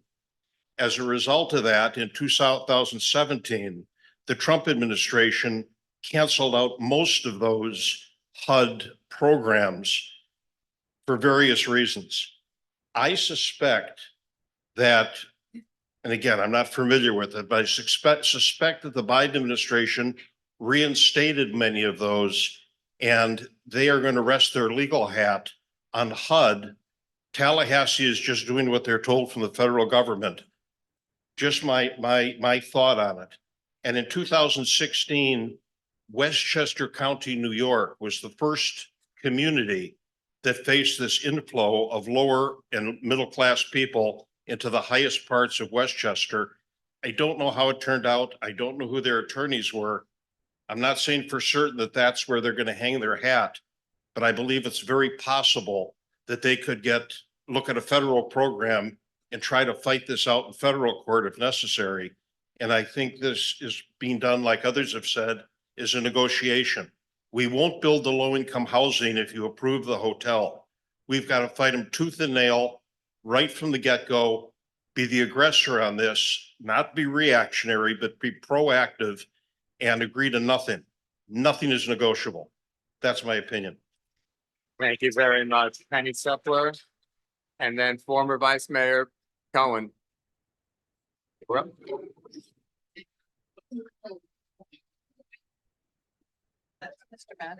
It's quite the entry. Penny Sepler, 10275. No, can't hear you. Try with this Point it, I'll hold it. hold it. There you go. I'll hold it. Penny Sepler, 10275 Collins. Obviously, I echo all the sentiments that have been expressed. I just wanted to say, the way I feel is, I feel like we've been duped. And I personally, it bothers me. I go to restaurants and Bal Harbour shops. I buy in Bal Harbour shops. We all do. And we enjoy it. But now it has a different taste. It's like they have insulted you, Mayor. They have insulted us to surprise you like that. It's not right. We've done good by them. We've listened to them and we've gone along with what they wanted to do. And this is just not right. You know, there's a Yiddish word, shanda, and this is a shanda, right? Thank you. For those that don't know, it's sin. Former Vice Mayor Patricia Cohen. But you need to go to a microphone. So, and if you're going to speak, we need your name and address. 1 second. My name is Patricia Cohen, 10275 Collins Avenue in Bal Harbour. Is it okay if I face you and them? Please, I'm facing all of you. You have your 3 minutes, so go ahead. No, you said I was gonna get a little extra. I don't know that I said that. Because you'll know why. You'll Please, understand why. let's stay focused. Okay, I'm saying, okay, folks. So I had a lot of things that I wanted to say, but obviously they've been said, so I'm gonna try and skimp and be brief. I have a great pleasure to see so many of you here tonight. I served for almost 10 years on the council. I got off in 2019. And I was sitting on the dais when the original development agreement was discussed. I was the lone dissenting voice. I said no from the start. No, no, no. Okay? And for many reasons, I can't talk because of lack of time. But what I wanted to say was that where we're at right now is that the Bal Harbour shops were granted 250,000 square feet, which is pretty much approximately 100% of what they already had. Okay? And they still haven't built that. I've been conferring with some of the building officials and nobody really knows why. They've been unable to meet the requirements of the building department in order to fulfill their present development agreement of 250,000 very sought after square foot that they needed terribly in order to survive in a very competitive, increasingly competitive retail environment in Miami. We're still waiting for the construction. Now, what makes us think that they are able to, so now they come around and they use the excuse of the live local law to present a new development agreement, okay, when they have yet to complete. I wanted to speak directly to Mr. Matthew Whitman, who, by the way, I think it can be said, Susan, because I was so opposed to their expansion, They sued me. They took me to court. They took all my personal electronics and had them all cloned. They were insisting that I was working, I was an operative for someone that was, I don't know. So they never found anything. They spent millions of dollars. So did the village defending me. Okay. And they never found anything. Merely I was, as has been described lately, perhaps a little bit of a, what? Of a fortune teller, that I suspected we would end up right here. So how is it in good conscience can Mr. Whitman expect us to believe that he has the best intentions of the village right now, that truly he's concerned about the workforce and the well-being of the workforce, when we are here right now? We are the workforce, and we can't get to our workplaces, neither there or back presently. So I think we're the most important people right here. We live here. So first, let's resolve our problems. Let's resolve our ability to get to the workplace and back before we have to bring in new people and worry about their lives, okay? Because we pay the taxes. And the most devastating effect of this block of buildings is that we have beautiful apartments, very valued at very high prices, as you all know, at the St. Regis. We have a hotel there, and the views will be blocked of the bay, of the sunset. That's what these people, so that's. Ms. Cohen, you're going to have to wrap. Okay, so the only thing I want to say is that I want one closing argument. This is not solely a Bal Harbour issue. The neighboring communities contribute. Obviously, they also use our road, the same roads, US 1 and the entries and the exits. However, okay, I want to tell my dear council, and all of most Ms. of you. Cohen, you have One more to minute, wrap up. one more minute, Not one a more minute. You have 30 Okay, 30 seconds. seconds? Okay. The feeling is sometimes building more results in less.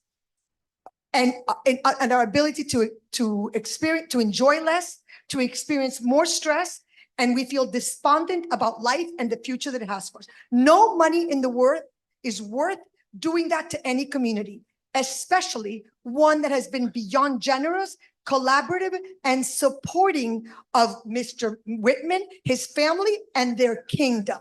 Thank you. Enough is enough. Thank you very much. Thank you. Thank you. I know that you're passionate about it, so thank you very much. Before we come back up to the dais, that concludes those folks that have completed cards. Is there anybody else, not a repeat customer, but is there anybody else that would like to speak? I have some emails. Please. Yes. And please So, come up. But let the people hear. Yes, thank you. Name and address, please. Sophie Delaplane, 90 Park Drive, Apartment 4. I'm the president for our Park Place, and we are directly impacted by all the construction that is going on. And they had said they would be quiet. They had said this has not happened. The one thing I would like to ask everyone is, when the St. Regis came around and they used our green space, and every other building that's come around and used our green space, is there any more green space left to use anymore? That's my question. Thank you very much. Mr. Clerk, you have some emails? Yes, I do. First one is from Cecilia Goldberger. She says, please know you, and it's 9601 Collins Avenue, apartment 1201. Please know you have full support from your constituents. The second email is from Catherine Callergis. She wants to know when the meeting, tonight's recording will be posted on the website. We'll do it tomorrow. It'll be up on the website tomorrow. Ronald Brill says, I am a resident of 10295 Collins Avenue, Unit 2107, and object to the addition of 3 towers to be built at the shops Bal Harbour. Traffic is bad enough and would be worse if new buildings are added. Very truly, Ron Brill. Lisa Brill, same address. I am strongly against the, excuse me. We can have people like still joining the meeting, so I have to keep doing that too. Admit. I'm strongly against the building of 3 towers at the shops in Bal Harbour, which all dramatically increase the traffic in Bal Harbour and Surfside. It is overcrowded as it now exists. It will cause more safety issues to our neighborhood. Shani Meher or Major, I'm not looking forward to this. I'm looking forward to this meeting. Some questions I'd like to have answers to. What experience does the developer have building residential? Do they expect to partner with a developer? If so, with whom? Number 2, will the units be condos or rentals?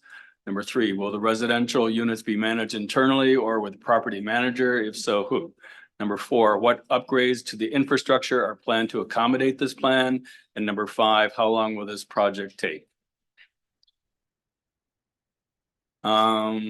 Next one is from Cecilia Torres, 70 Park Drive.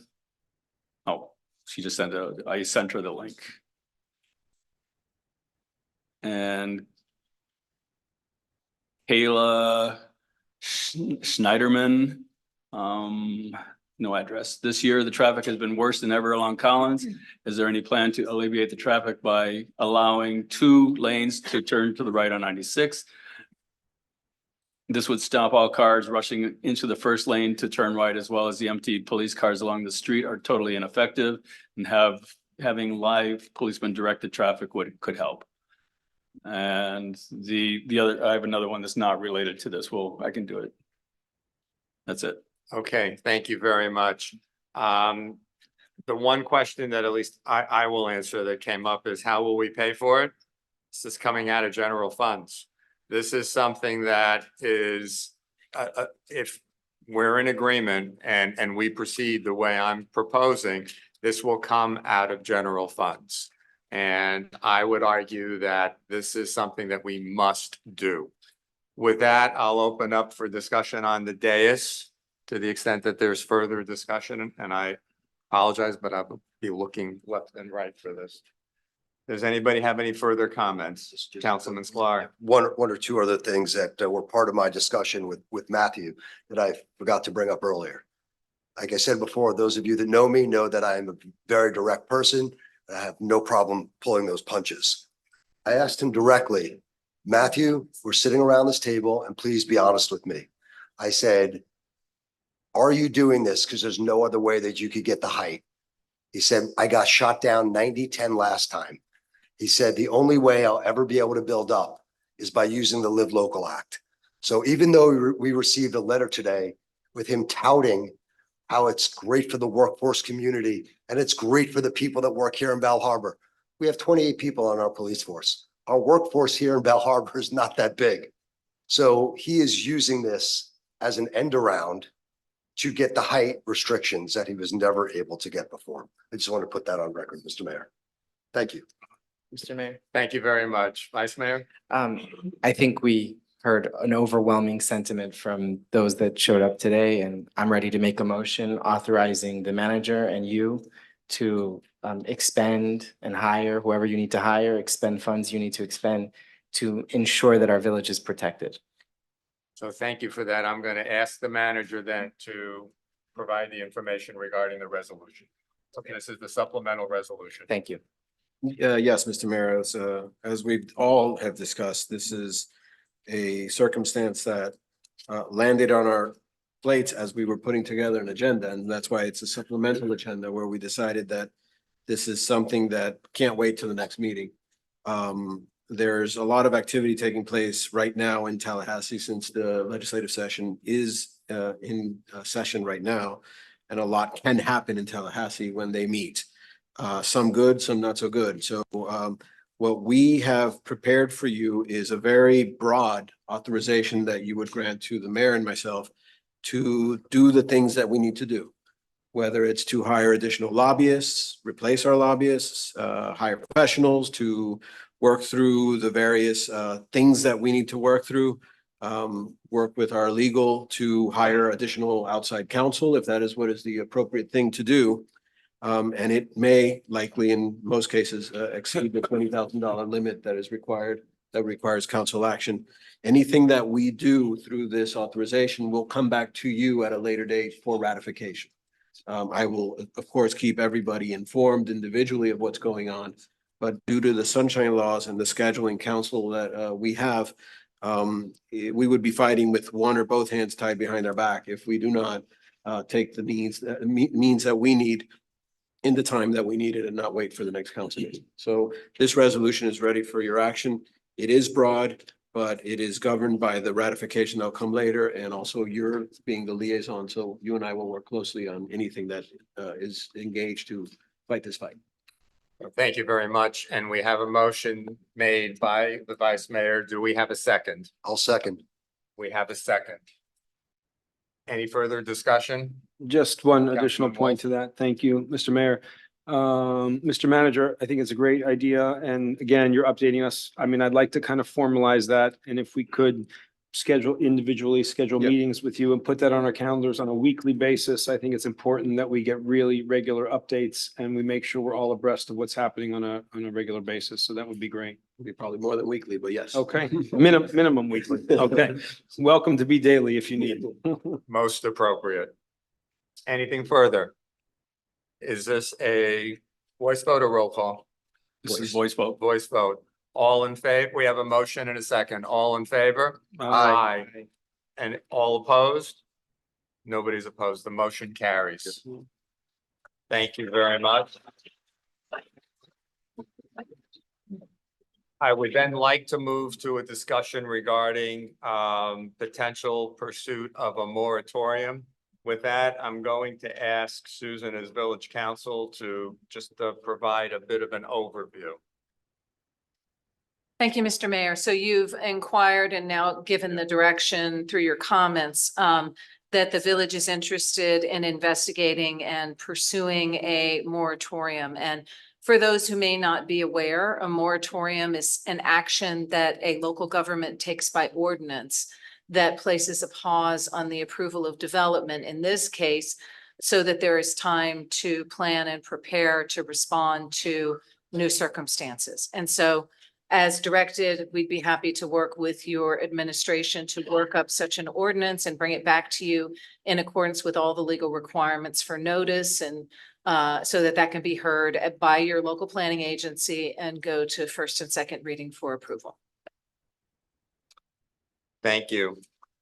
So I would like to request of council that we ask village staff and the administration to work with legal counsel to lay out a plan for the moratorium and to provide the dates for meetings that would be required to be in compliance with the laws, rules, and regulations. And is that a sense of council regarding direction? Further discussion on the part of council? Is there support? Mr. Mayor, just the only question I would have for Susan is, again, I know there's a process in the system and timeline. I don't know if there's any extenuating circumstances that allow for expediting of such a process. One just went down. Oh, there we go. There you go. So this is not a circumstance that would qualify for an emergency ordinance, but we will look at how we can program this so that we can move as quickly as possible while assuring that it's being done properly legally. Great, thank you. And in support of that sentiment, that's why I wanted to bring that up tonight and get this process started this evening. Great. So is there? Mr. Mayor, question on that. Please. Is there a way to have an emergency session and fast forward it if we need 2 votes? If we, yes, and we will probably need 2 votes. The answer is yes. It's only for this time, I think. So, hold on, folks. So that's, again, that's the purpose of this. And if we need a special or any special meetings between now and February, we will do so. And that's exactly why the recommendation is for these folks to work together so that we're organized, we have an appropriate timeline, and we don't let time slip away. Thank you. Thank you. Anything further? So I think there's a very clear sense that's been expressed. Councilman Album, you're good? Okay. Just one other point. Please. The moratorium would be only for future applications or existing stuff that's in the works, or it depends what we propose? How does that So work? my sense of the council direction, and I welcome you to correct me if I am wrong, is that this is a moratorium that is focused on your business zoning district. This is the only area in which this issue will arise. And it is focused on development that is seeking to proceed under the Live Local Act. So just to use a random example, if they need like a fence permit and they qualify for a fence permit on a corner, that would not be affected, but it's this new idea of development that you are asking us to address, is my understanding. Great, thank you. All right, thank you very much. Sorry, I- Mayor, if I can ask thank the you. attorney Sorry. one more question. Susan, how would the fact that they've already submitted an application affect that, the moratorium? I think we know from everything that's been detailed here tonight, as well as the correspondence that you reviewed today, that there are going to be counter arguments for everything that we propose to do. But we will work in collaboration with your liaison, Mr. Mayor, as well as your administration, to respond to the direction received tonight and move forward as aggressively and legally as appropriate. Thank you. And let's not be the least bit confused. It was referenced in the letter today. This is going to be in court. And it could potentially be in court sooner rather than later. We need to be prepared. Thank you. The next item that I believe needs to be discussed as part of this is the representation of Ronald Book, PA, as it regards the village, and I would open that up. And again, full disclosure, he does do work for my employer, which is Miami Jewish Health. Discussion? Yes, Does Mr. Mayor. that mean yes, Councilman Yeah, sure, Clark? why not? If there's a conflict, there's a conflict. There's no two ways about it. You know, you can't represent both sides of a coin. I think we need to look for other lobbyist representation. Unfortunately, there's no gray area in this. It has to be black or white. And unfortunately, right now, it's very gray. So I would recommend to the council and our village manager to look for other lobbying representation on behalf of the village for this. Thank you. Others on the council? Councilman Wolf. Yeah, I think two thoughts to this, and somebody mentioned it. Again, we know he's done a lot of good work for us. I'm very disappointed in the fact that this issue he wouldn't have brought up to us a year ago when this Live Local Act, if he's our lobbyist and he's in Tallahassee, how did he not bring this issue up to us? So for me, I'm concerned, was he already lobbying for them? But two sides, we know he's working on a lot of other issues for us to get money for the city, which he has done very successfully. I mean, I'd ask Susan, if it makes sense, that I know there's suggestions on other lobbyists who we believe can make some significant impact for us on this issue.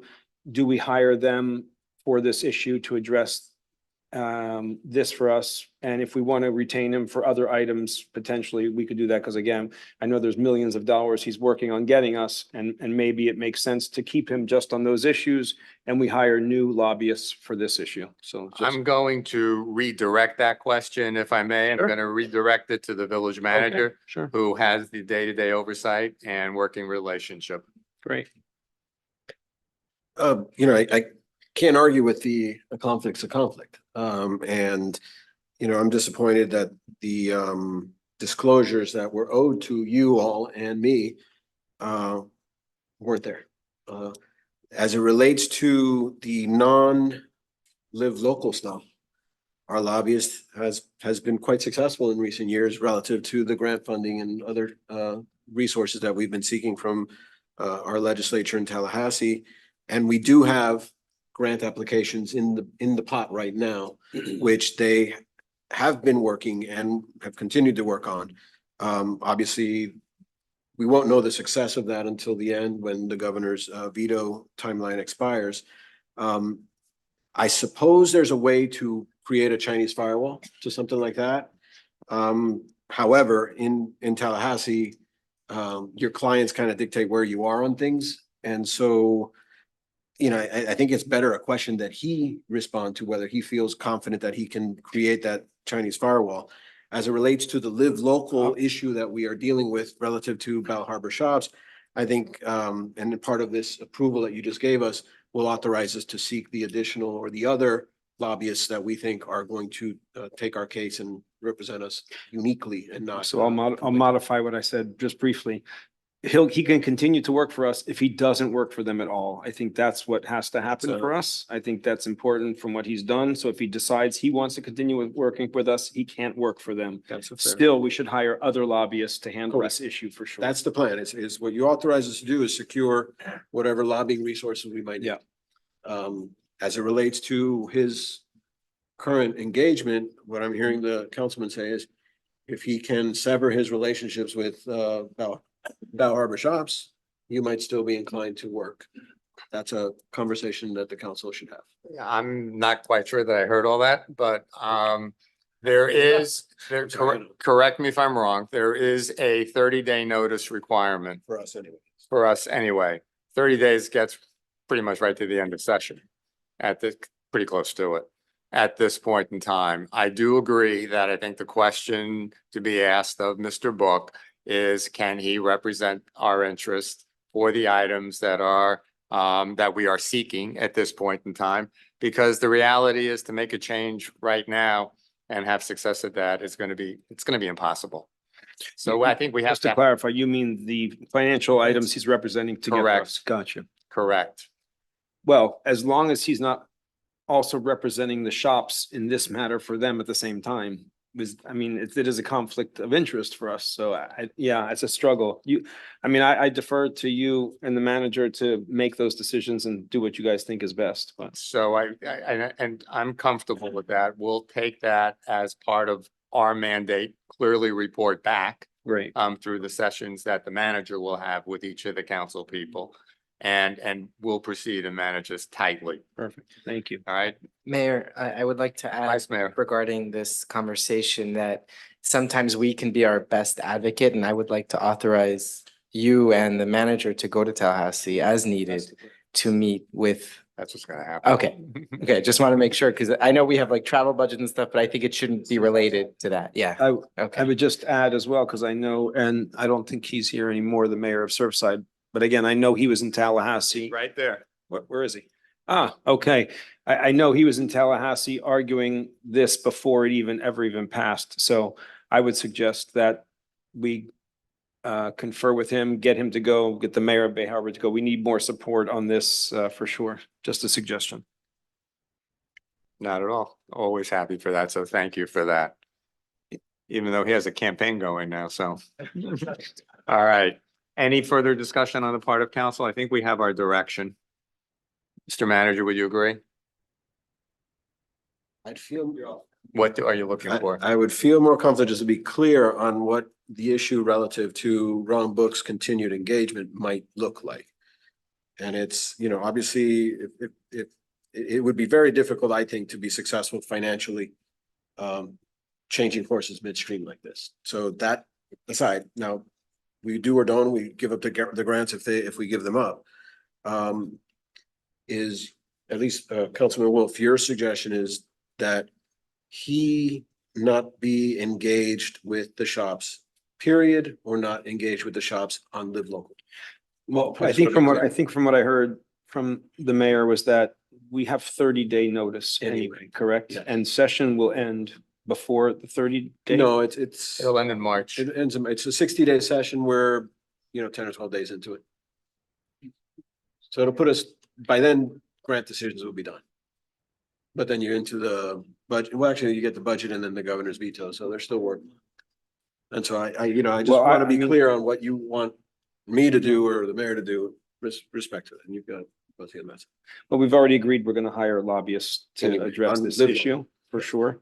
I guess my perspective would be, he understands this is a conflict, and I would want at least you guys to get a verbal from him that he is not doing anything to support or do anything in favor of the shops while he's working for us, even if he's working for us on other matters. I think that's just not a good thing for us. So I can tell you that as part of the discussion with him, he did tell me that he has not been retained by the shops to do any work on Live Local. And that he would not, assuming he's continuing to work for us, as it regards this specific topic. Or any other topic that's in conflict with Bal Harbour. That's fair. It is, but I don't know, quite frankly, I don't know how Well, I you mean- just separate that going forward. I would like an email from him stating that he will not lobby for them anything that was in conflict with our city. Mr. Mayor. I'll come back. That's fine. Great. That is fine. Thank you. Councilman Sklar. I'm gonna make it even easier. You can no longer work for the shops. Let's just cut it at that. Why say you could work on this, this and this, but you can't work on this, this and this? If Okay. he gets rid of his retainer with the shops, it's cut and dry, it's black and white, it's very simple. I don't think we could piecemeal what we want him to work on and what, because we don't know what conflicts might come down the road. So I think if he, in my opinion, if he drops his retainer with the shops and represents us, then he represents us. If he continues to work for the shops, then he can no longer represent us on anything. All right, so I think that's where elements of the discussion were going, which still leaves the open question of how to handle the remaining 45 days or so of this session. So I think what I'm hearing in concert here, first of all, let me ask the question. Is it the sense of the council that in any way, respect or form, if Mr. Book continues to work for the shops, that he cannot work for the village? Is that the sense of the council? I think I would agree with that as well.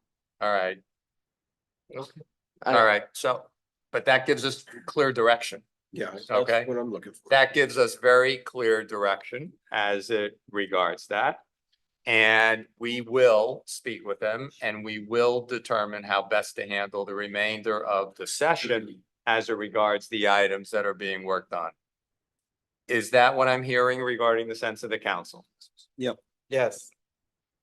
All right. Okay. Thank you very much. Very good. We are now going to return. I've been asked to take a quick break. Can't imagine why. Yes. We'll take a 5-minute break. Exactly.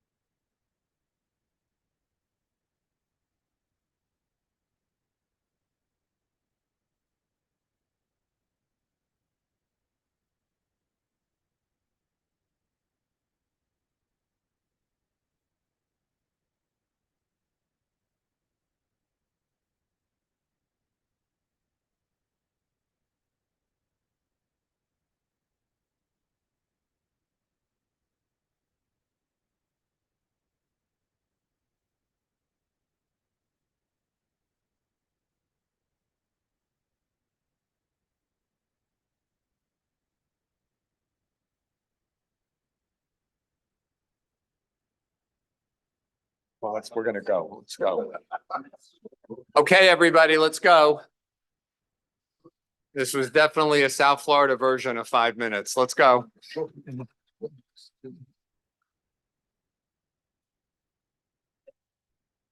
Thank you. Thank you. Night, Mayor. Night, Susan. Wow, that was angry. You've never done that? I have done that. That's how you're. I just wasn't expecting it done next to me, that's all. Oh. We're ready for it. All right, let's go, folks. We're gonna bring the meeting back to order. Mr. Clerk, are you ready? Are you ready? Yes, I am. All right. What is next on the agenda? R5A? R5A. All right, R5A. Yes, R5A, an ordinance of the Village Council of Bal Harbour Village, Florida, amending section 2-384, notice of publication and notice by mail, section 6-61, establishment, duration, termination, section 18-116, publication of resolution, section 18-117, assessment roll, section 2152, same public hearing. Notice of village council and local planning agency hearings of the village's code to remove the requirements of newspaper of general circulation and authorized publication in accordance with the chapter 50 Florida statutes, providing for severability, providing for conflicts, providing for implementation, and providing for an effective date. It's a first reading ordinance. Thank you, Mr. Manager. Mr. Mayor, legal advertisements have special requirements in our code that require that they be advertised in a newspaper of general circulation for as long as I think we can remember. Those advertisements have taken place in the Daily Business Review. The Daily Business Review has indicated that they no longer will be a publishing newspaper. It's more of an online newspaper. And so it does not satisfy with our legal requirements.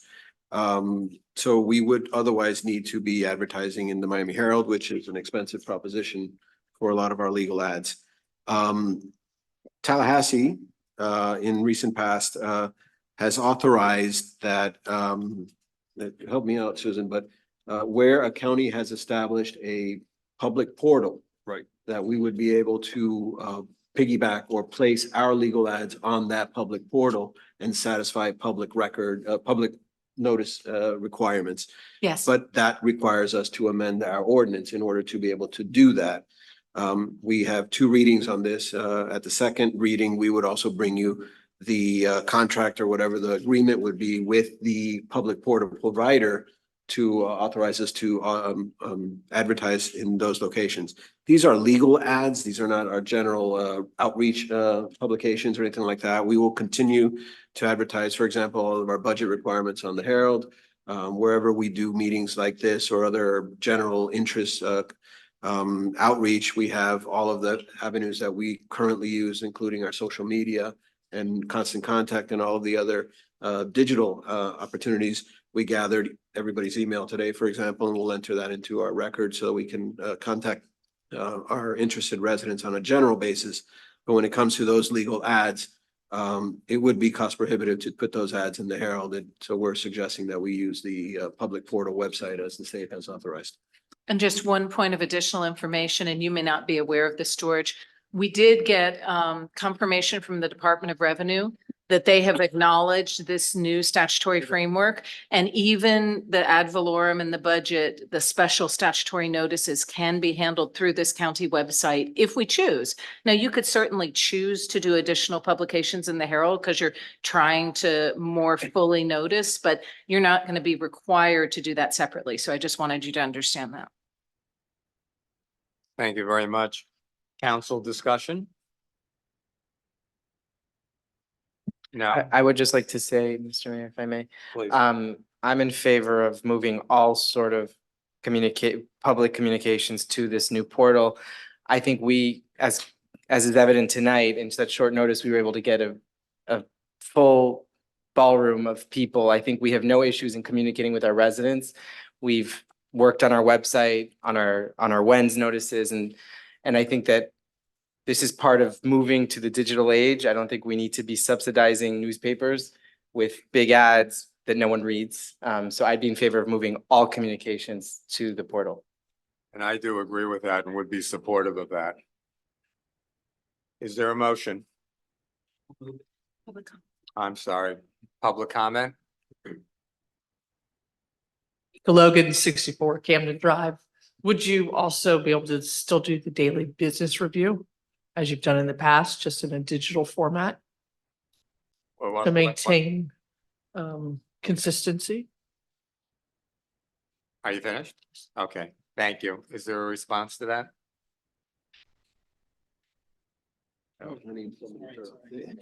Yes, thank you. We could, however, what I would encourage is, as Vice Mayor has indicated, is really this is about educating and retraining individuals and letting them know where it is that all of our publications will be. I'm not sure that other than lawyers, the DBR is really not a newspaper that people read generally. Anyway. And as another point of information, the way the county website is set up is so that there's a sub-site for each of the municipalities who participate. So, you know, there'll be an educational process, but then we will understand what link to go to get all of our Bal Harbour notices. It actually may be more transparent than what is the case today. So what I would suggest then is when we come back for the second reading, I would ask that the staff be prepared to just outline what the methodology will be going forward and how we educate the residents in order to be able to migrate. Any further public comment? Seeing none, I'll entertain a motion. I'll move it. We have a motion. We have a motion and a second. We have a motion and a second. Roll call. It's roll call. Councilman Sklar, Yes. Councilman Wolf. Can't turn on my thing, but yes. Yes. Vice Mayor Salver, Yes. Councilman Album, Yes. and Mayor Freemark. Yes. The ordinance passes on first reading 5-0. Thank you very much. Next item is resolution R7A, rescinding Village Hall architect selection. Mr. Clerk. Yes, R7A, a resolution of the Village Council of Bal Harbour Village, Florida, rescinding and repealing resolution number 2022-1481, which approved a professional services agreement with Siskovich Architects for the provision of architectural engineering and construction administrative services for the new Village Hall project on an as-needed basis, providing for implementation, providing for an effective date. Mr. Manager. Mr. Mayor, thank you. This item is a result of the discussion item that was held at your last meeting in December relative to the selection of the Village Hall architect. As you know, we had negotiated with the architect, though we have not entered into an agreement officially with them. You authorized to do so, but we have not yet finished those negotiations. In light of the discussion that held in December and our concern with some of the performance issues relative to the architect and or his sub contractors, we agree with the direction that we should end the relationship, cease the negotiations, and we'll issue a new RFQ to select a architect for the new Village Hall and go through that process again. This resolution is ready for your consideration, and it allows us to accomplish that. Thank you very much. Council discussion. Thank you, Mr. Mayor. As I brought this up as a discussion item last month, after doing a pretty deep dive analysis on the overruns and the errors and omissions that were brought up by the architects in question here, I think this should be a no-brainer for the council to rescind the agreement and move forward with a new RFQ. And just for everybody, so we are still continuing to evaluate all of the change orders and so forth. And as you instructed us, if it warrants additional action, we will be bringing that back to you as well. So thank you very much, and thank you for the diligence on that. Any further discussion on the part of council? No public comment?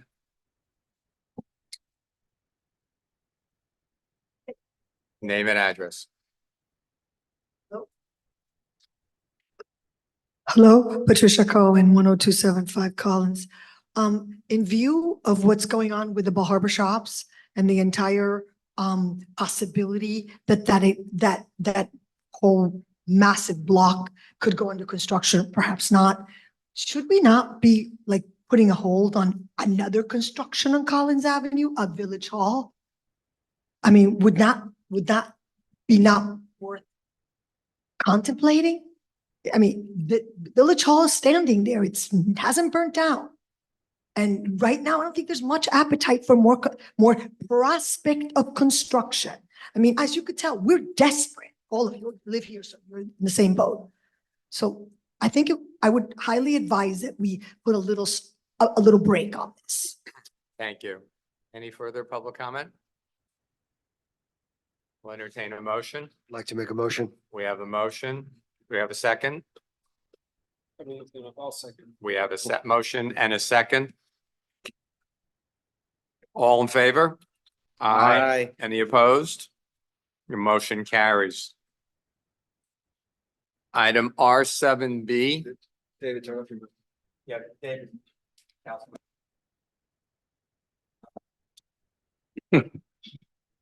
Item R7B, Art in Public Spaces, Mr. Clerk. Is R7B a resolution of the Village Council of Bal Harbour Village, Florida, approving the selection and installation of a proposed art exhibit curated by the Opera Gallery to be placed in public spaces located in the village, providing for implementation and providing for an effective date. Mr. Manager. Mr. Mayor, thank you. I'll let Ramiro Inguanzo, our Assistant Village Manager, who's been working on this, present. Good evening, Mayor and Council. You may be familiar with this item. We brought it to you in October. As you know, the Opera Gallery has been curating a public art in public places exhibition for us for the last few years. The item that came to council in October brought you a few pieces that are in the process of being installed. One of those pieces, actually the one that was going to be installed in Founder's Circle when the holiday decor came down, actually sold. So that piece is no longer available. So Opera is searching for a suitable piece on the placement of Founder's Circle, since that's such a prominent location for us to place a piece of art. At the same time, however, they did bring to us the opportunity of having the village host two sculptures by artist Kenny Scharf. Very well-known artist, going back, several decades. The item is, or the sculpture renderings are in your agenda packet. So this item is asking for your approval for the installation of those pieces. We would work with Opera to find a suitable location for those pieces. It's two sculptures. They complement each other, very much in the spirit of Kenny Scharf's very vibrant, signature look. And we would work with Opera to find a suitable location for him if you approve this item. Thank you. Council discussion?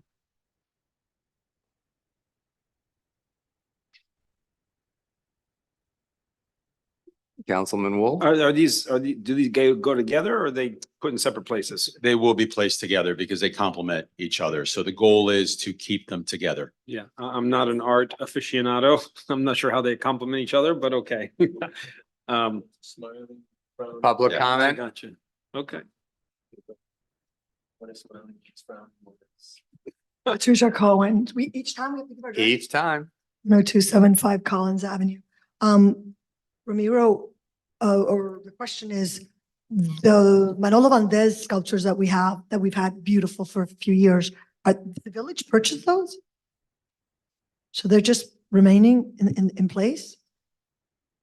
I'm just wondering. All right, we're not going to have a dialogue. Well, So we well- can ask the questions and then we'll take it under advisement and we'll ask a response, but not a dialogue. Okay, however you want to handle it. I'd like to know what is the situation? How often do we switch these out? Who pays for them? Is it rental? Are we trying to sell them?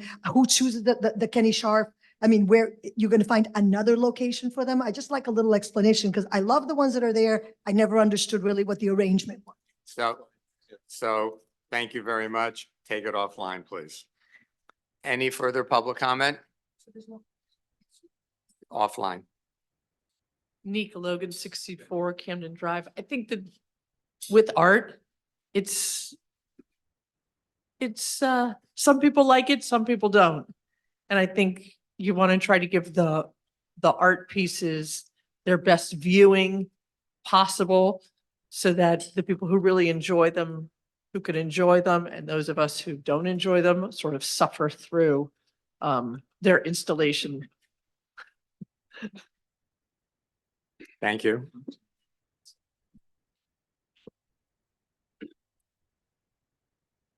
Kenny Sepler, 10275 Collins. I think it's interesting because Kenny Sharp is certainly a departure from everything that we've had before, which I kind of like. I mean, it's fun. It's fun art. And so I like it. Thank you very much.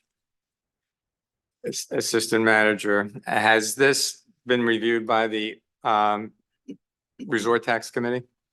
We did share renderings with Resort Tax. They did not take a formal vote because when the opportunity presented itself, I wanted to bring it to council as soon as possible, because if they're going to be changing the pieces, rotating some pieces around, we don't pay for anything. Opera Gallery covers all the costs. It is expensive for them to rent the equipment, to take the pieces out and load the new pieces in. So if this is going to happen, they wanted it to happen while they were doing the other installation of the other pieces. Thank you very much. Any further public comment? Anything else on the part of the council? I'll entertain a motion. I'll move it. I'll second. We have a motion and a second. All in favor? Aye. Any opposed? No, the motion carries. I just want to know whether or not we get a commission for the sale of the anticipated piece that was coming to Founder's Circle, because I'm sure that was the selling point. No? Mayor, may I though indulge, if you don't mind? Please. So the one important thing that I think I would like to continue to remind people is this partnership, the collaboration that we have with the Opera Gallery comes at zero expense to the village, zero. Installation, de-installation, insurance, everything is covered by the Opera Gallery. And they do rotate these every 12 months or so. And so it's a really good win for the village by and large. That's why I encouraged Ramiro to come back up and say what he said. So thank you very much for that. And that's most appropriate. Item R7C, Mr. Clerk. Yes, R7C. A resolution of the Village Council of Bal Harbour Village, Florida, approving the agreement between the Village Absolute Construction Services, Inc. for the completion of the 12-inch diameter water main connection to Miami-Dade County water meter adjacent to the Bal Harbour Waterfront Park site as detailed within the Absolute Construction Services, Inc. proposal dated December 12, 2023 in the amount not to exceed $50,768, inclusive of a 10% contingency allocation in the amount of $5,070, rounded up to the nearest dollar, providing for implementation and providing for an effective date.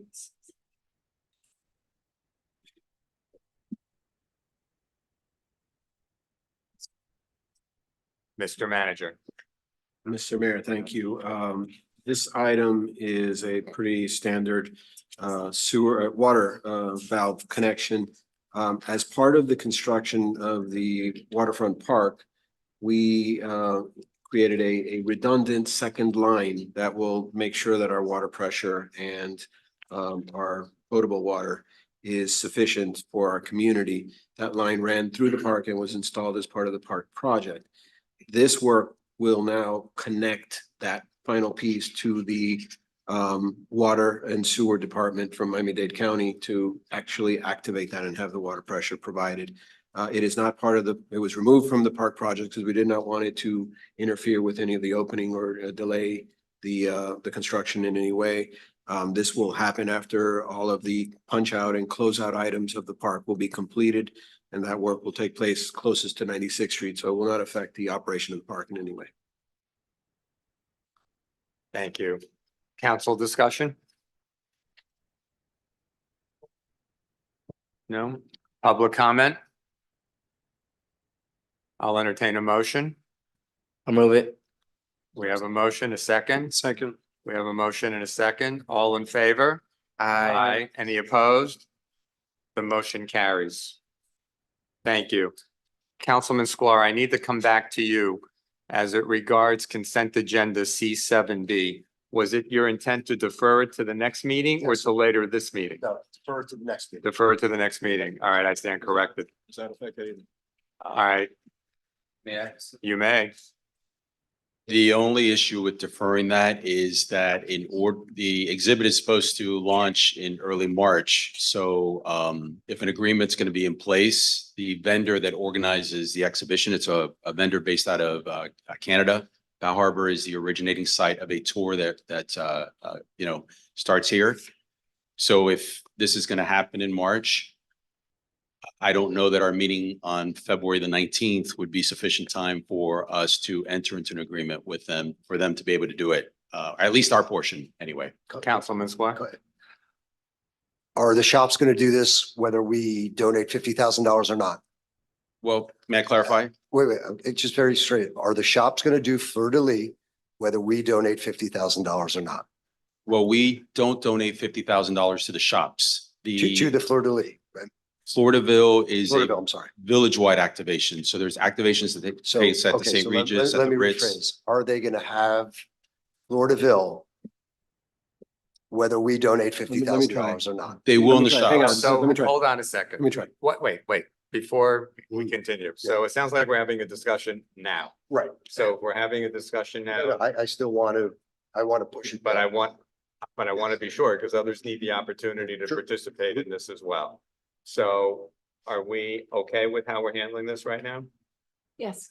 All right, thank you. Continue. May I, let me try to clarify it. This is more of a collaboration than a donation to the shops. It is in partnership with them, yes. I suspect, though I can't speak for them, that they would continue with or without us. What we normally do with the funding we do is what funds those activations outside the shops, like the ones on Collins at the entrance of an exit of our city. This year, we were also going to activate in the new park and other areas. So perhaps the instruction might be, though that's what we would do, is these dollars are used only for our activations, our mannequins, and only on properties outside of Bal Harbour shops. If you're interested in still doing it. The event will take place anyway, I suspect. Again, I don't know how they could peel that off, if they can peel that off.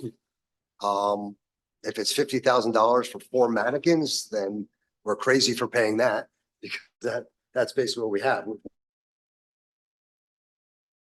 One at the front, one at the back corner of the shops. Now, if we're gonna do another one, so if we're paying that, I think it's a great event. In all honesty, I think we need to draw a little bit of a line in the sand that we're not gonna be as supportive of projects at the shops than we were prior. And that's the line in the sand I would like to take. So I'm May I gonna, just add, Mr. Mayor, to something the manager added? The plan for this year, a couple of things that are new that have not happened in prior installations. Our plan is we've worked with the vendor out of Canada to really activate our park.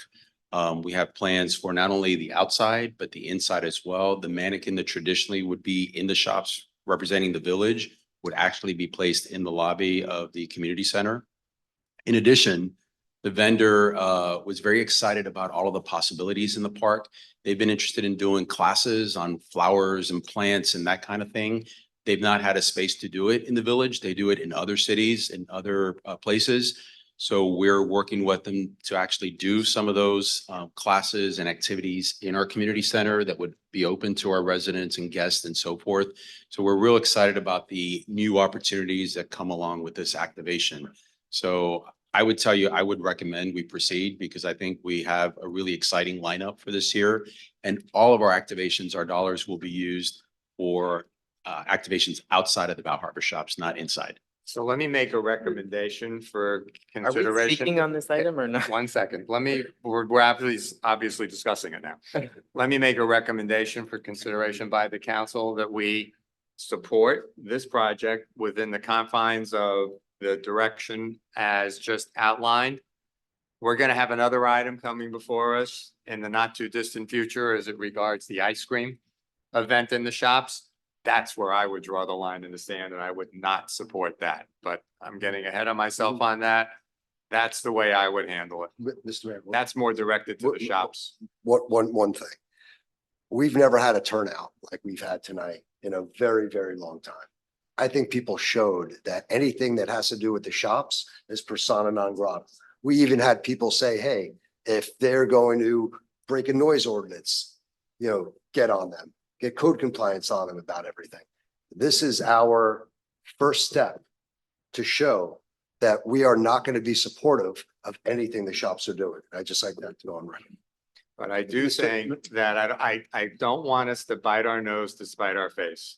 And this is an event that is both within the shops and outside of the shops in the community, inclusive of the park, as opposed to the ice cream event, which is solely within the Bal Harbour shop. So I would stand by my recommendation.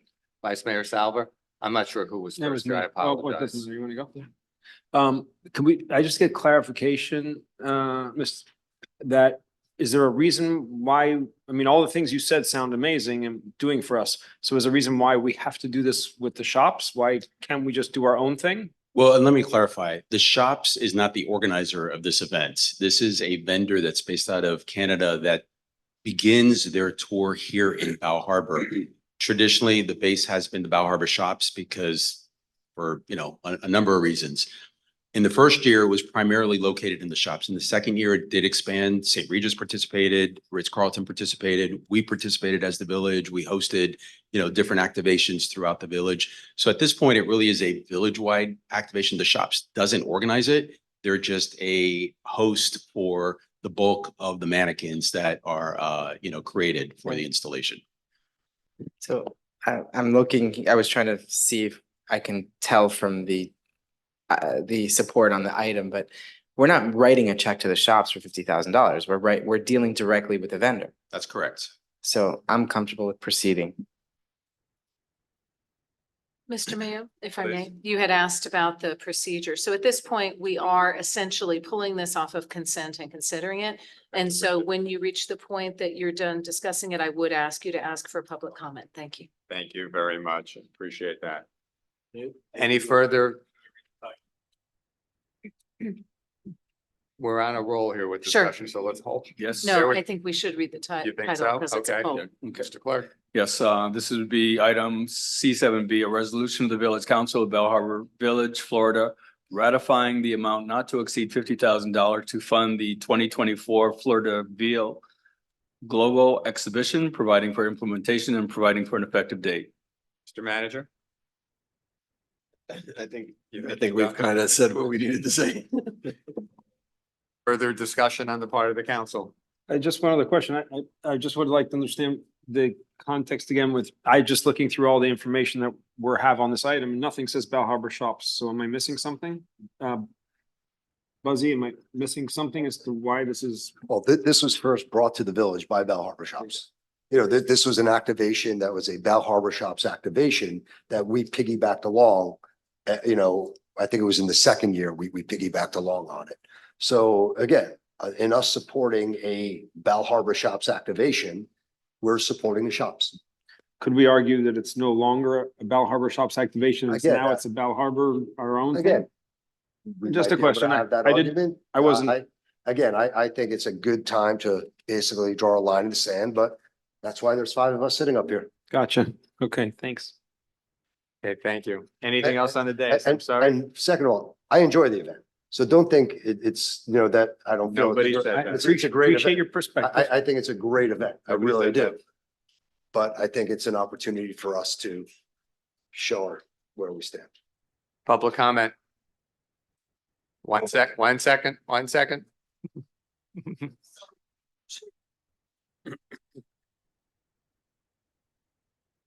Susan Aram, 10225 Collins. I'm very familiar with this event because I am from Canada originally. And so I have a home in Canada, and this Fleur de Ville activity is around my condo there.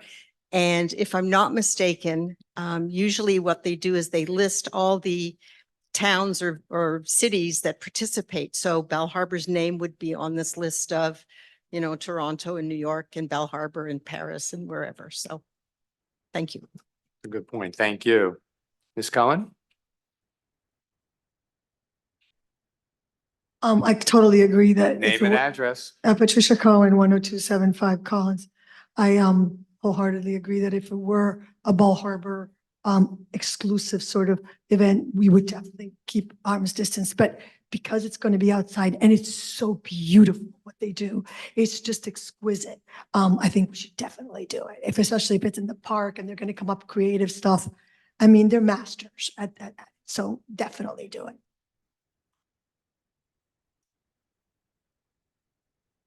Penny Sepler, 10275 Collins.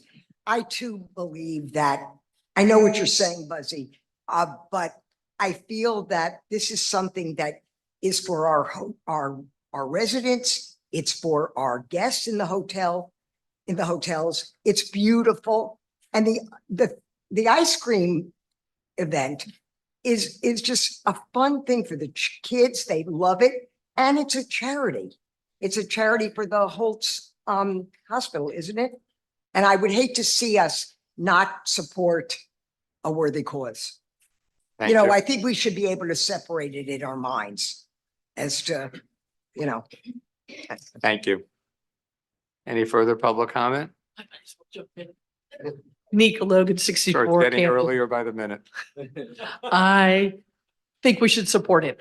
I think it is great for the community and to do new things in the community center. I think only makes us look even better, and our residents will be super happy to be involved in this international event. Thank you. So it's a voice vote. Do we have a motion? I'll make the motion. Do we have a second? I'll second. We have a motion and a second. All in favor? Aye. Aye. All opposed? Aye. Motion carries 4-1. Thank you. We will now add at Councilman Wolf's request, a discussion topic regarding Form 6. Councilman Wolf? Yes, thank you, Mr. Mayor.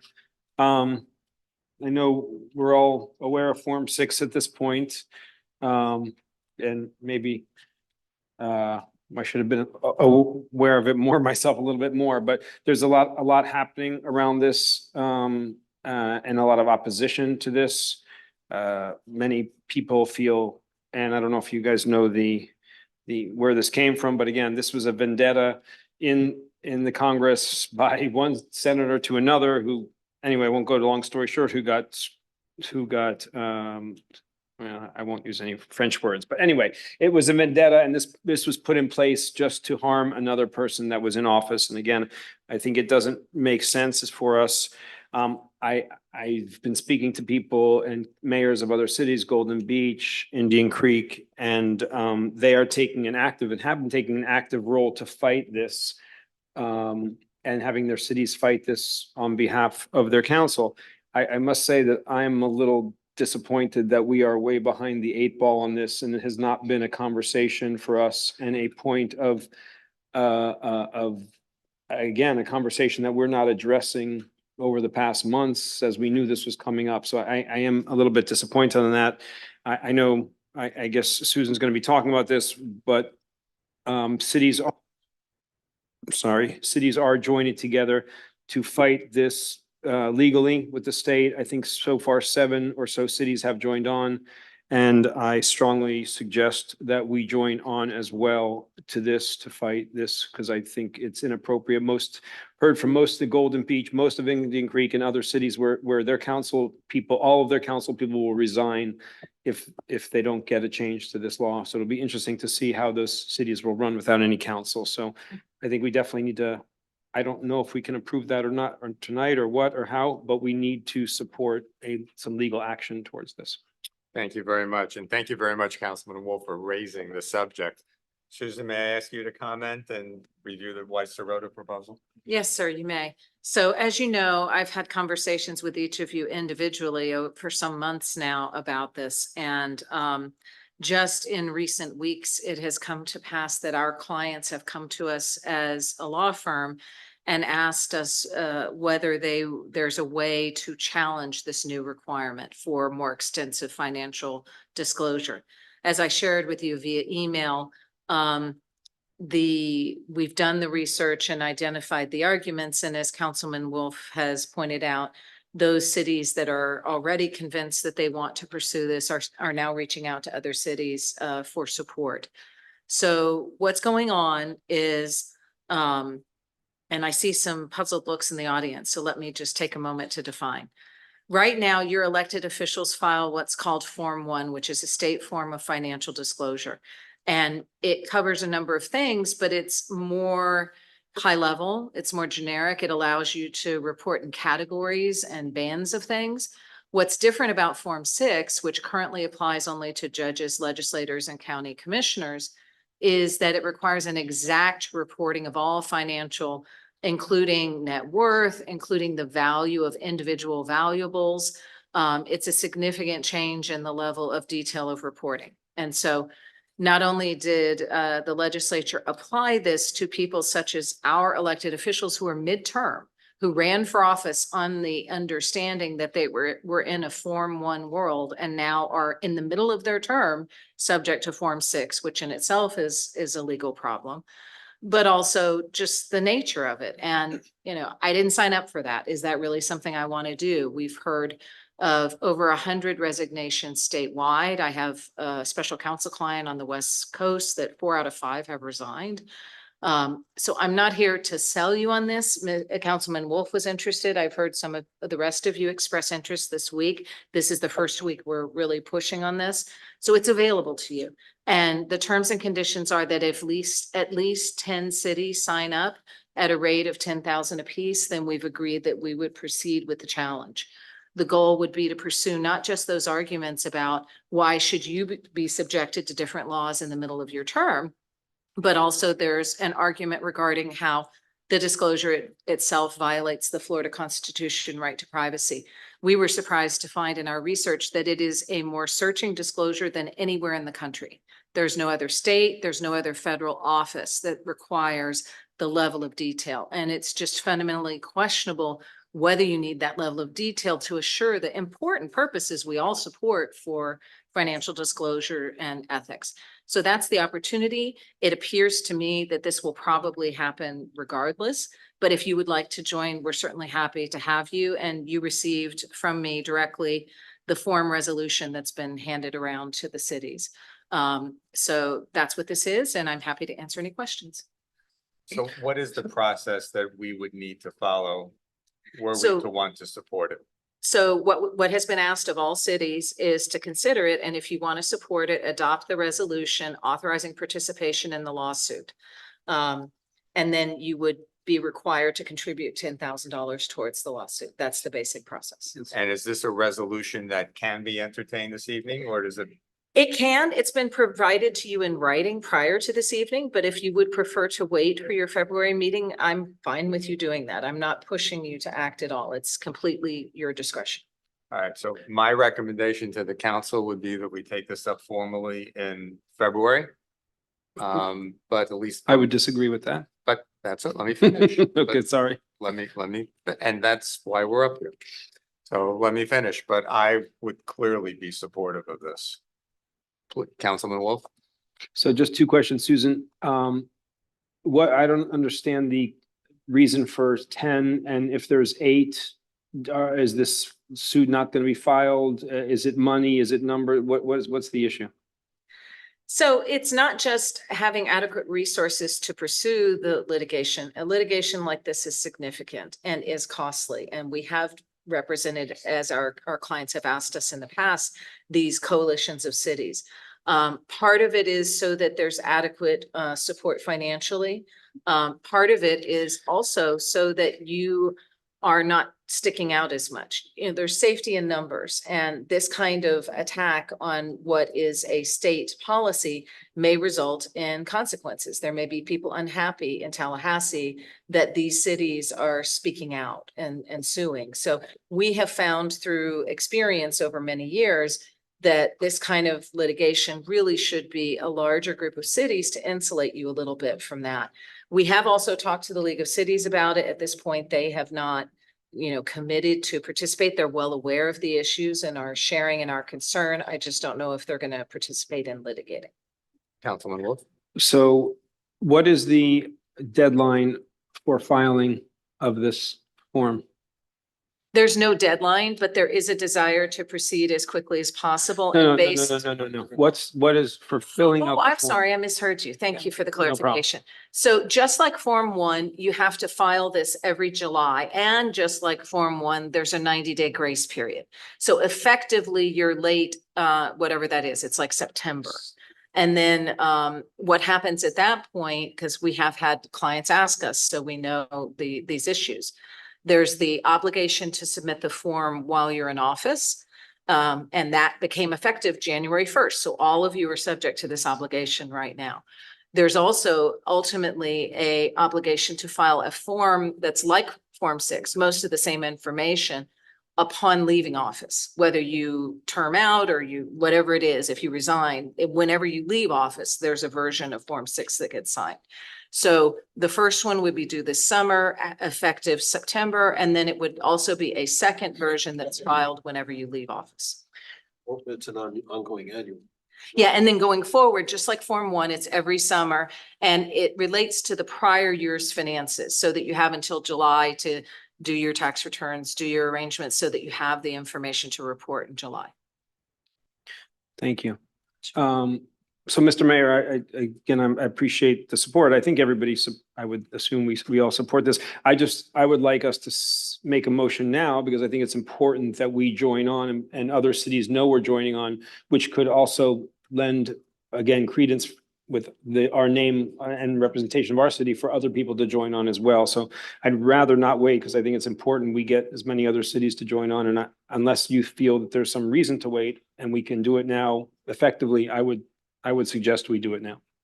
I find myself compelled by your argument to agree with your point. Others on the council? I agree as well. I'm sorry? I agree as well. All right, so what is the process that we would need to follow? So let me go ahead and read the title of the form resolution, just to, further put a point in exactly what you're endorsing. Please. It's a resolution of the city, it'll be the Village of Bal Harbour, authorizing participation in a lawsuit seeking declaration that the provisions of section 112.1441D Florida statutes that require municipal elected officials to file Form 6 financial disclosure forms is unconstitutional and invalid, and providing for an effective date. And there's a series of whereas clauses that explain where the statute came from and what the impact is upon you, as well as the theory for how we will be challenging it. And then the operative forms of the resolution both confirm the findings and then say the following. The city, Bal Harbour Village, hereby authorizes the participation of the village and of any of the individual members of the council who choose to participate as plaintiffs. That is an option as well if you want to individually join in a lawsuit seeking declaratory, injunctive, and other appropriate relief challenging the provisions of section 112.3141D Florida statutes that require municipal elected officials to file Form 6 financial disclosure forms based upon any appropriate legal theories, including those set forth above, subject to the participation of at least 10 municipalities. And then we talk about how we will charge you a flat fee inclusive of all attorney's fees and costs of $10,000 to represent both the village and any individual electeds who elect to participate. And we acknowledge that the actual cost may be more than that. And if we're ever able to recover costs from others, we're able to do that. And then we invite, it's a general expression that the village is on board, and we urge other local governments to join with us. And we direct the village clerk to distribute the resolution. So in effect, you understand in full what it is you're being asked to bless this evening. And can you, I know you can't be definitive, but can you speak to an anticipated timeline for decision making? Oh, I'm sure they're going to proceed as soon as possible. What I heard last week was that we had the paperwork from 5 cities and 2 were likely to be signed up as of this evening. And my partner, who is spearheading this effort, was fairly confident we would get there probably by the end of this week, because there's so many different cities that are currently discussing it and thinking about it. So we don't have the signed paperwork. We don't know yet, but he thinks it's likely we'll get there within the week or 2. And what does he say regarding the potential timeline for an outcome, for a result, for a decision, or for an injunction? So the strategy, as mentioned in the resolution, is to seek injunctive relief with a clear acknowledgement and understanding of the impact on all elected officials coming this summer. And so they're going to try as much as possible to get through that process as quickly as possible. Now, there are other confounding factors out there. You know, there are efforts at the same time in the current session to convince the legislature that this was not a good idea and that maybe they should carve out cities where the council members don't get paid, or maybe they should carve out cities that are very small or that they have a small budget. So those kind of dialogues are going on in Tallahassee. I can't really tell you I'm expecting a change this session because those arguments were all raised last year and were rejected summarily. But given the number of resignations, it's possible they'll rethink we are in session. So that's a different way in which maybe this moots itself out. But assuming that Tallahassee doesn't change the law, we would be pressing forward and hoping to obtain at least trial court decision before it becomes effective to you as elected officials. Okay, thank you. Mr. Manager, as this is not on the agenda, it's on as a discussion topic, what is the process that we should follow? Yeah, my suggestion, Mayor, is that procedurally, we normally do not take action from a discussion item.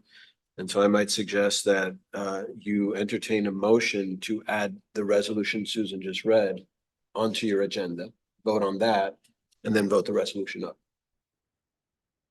And that way you're still consistent with your procedures. That's fine. So there is agreement. Councilman Wolf, would you like to make the motion?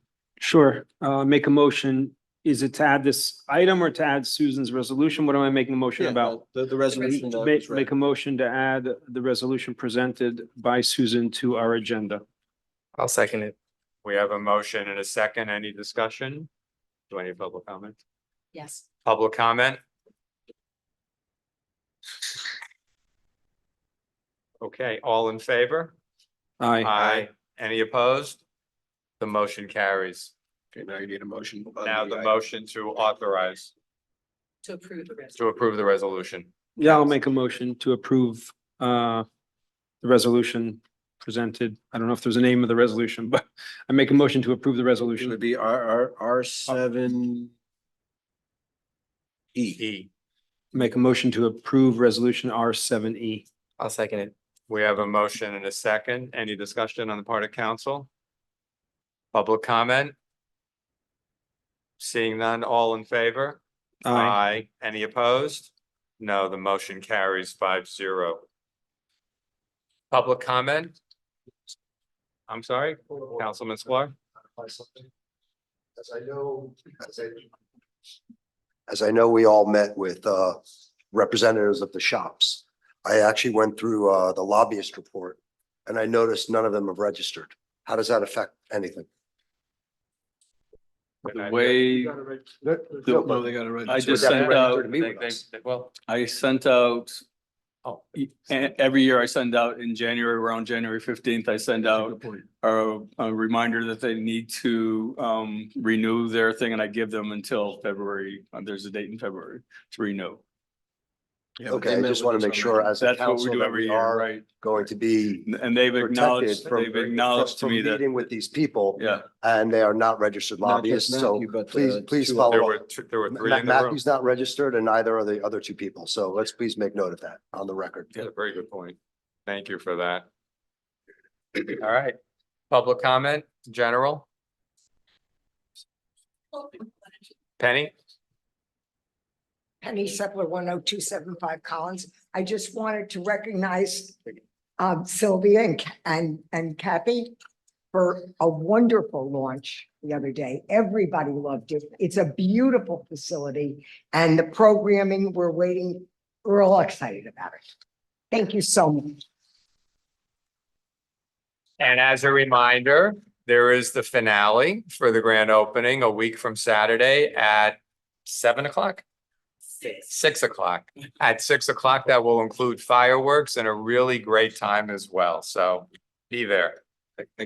Yes, Can't ma'am. miss the opportunity though. I mean, she's in the room as well and Maddie Reyes, who helped Where's Matt? bring it Ah. to fruition. So Maddie Reyes, who was the capital improvement director. Thank you for that. Susan Aramono, 225 Collins Avenue. Two things.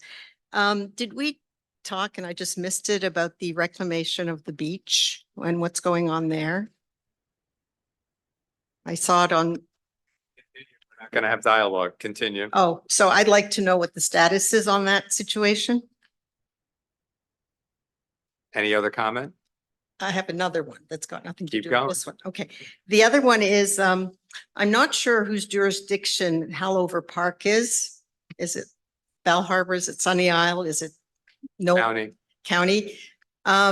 Why they choose the middle of the most congested seasonal time to do road repairs when they're shutting down the north and south traffic. I mean, to get from Sunny Isles to here is an hour.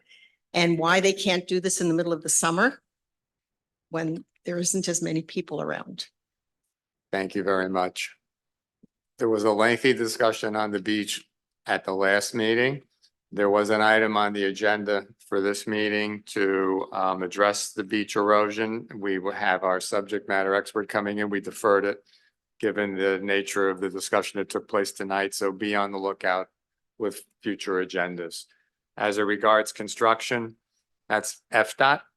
And for the record, and any number of people that were in the room a few meetings back heard that they're about to begin major work from 96th Street down to Indian Creek. And the two pedestrian crosswalks on the north part of the village are going to be where the unfortunate incident occurred a few years ago with a young child. It's going to be project work there as well. And while we're on the subject of the Bal Harbour shops, they've got their compliance under the development agreement work to be done on Collins in front of the shops, including the Founder Circle area, all of which was painfully discussed. Any Mayor. further public comment? Yes. Patricia Cohen, 10275 Collins. We can take it later, but my question is, the village did a really great job of sending out repeated notices about this meeting and all that. But my question is, and this happened in the past when I was sitting in your spots there, they mentioned the meeting, but they never mention, or there's never reference to an item that is very important like tonight. Without taking a position, without necessarily, taking sides, could there not be, along with that, please note that a discussion item includes Bal Harbour shops, propose this and that, and so that people feel relevant and say, oh, yeah, okay, that's why they sent me, maybe I'll go. Because most people read that, but they didn't know what was so important about it. And I can tell you from firsthand experience, because I've been dedicating 4 or 5 days to truly being an ambassador about this. So maybe we could think about it in the future to just state what it is that is a big concern. And people can think about it and maybe be compelled to attend. Thank you. Thank you very much. Any additional public comment? Couple more emails, please.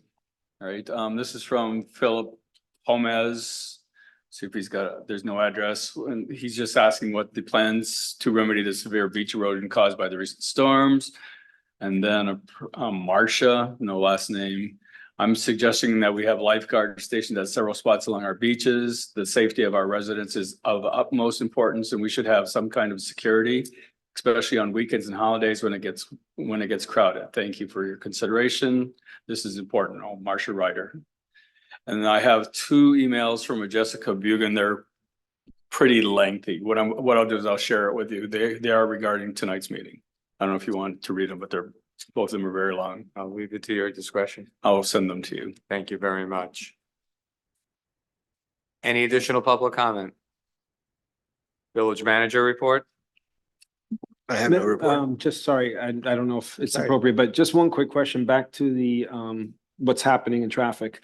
I don't know, Mr. Manager, if it's appropriate, for, as we did when we talked to FDOT about our project and telling them to work at night, I don't know if it would be appropriate, because there's still a bunch of work to be done for us and Sunny Isles to reach out to FDOT and expand it. The traffic, as I'm sure we all, is horrible. You cannot go north. And many times it took my son today an hour to come just from Sunny Isles to home.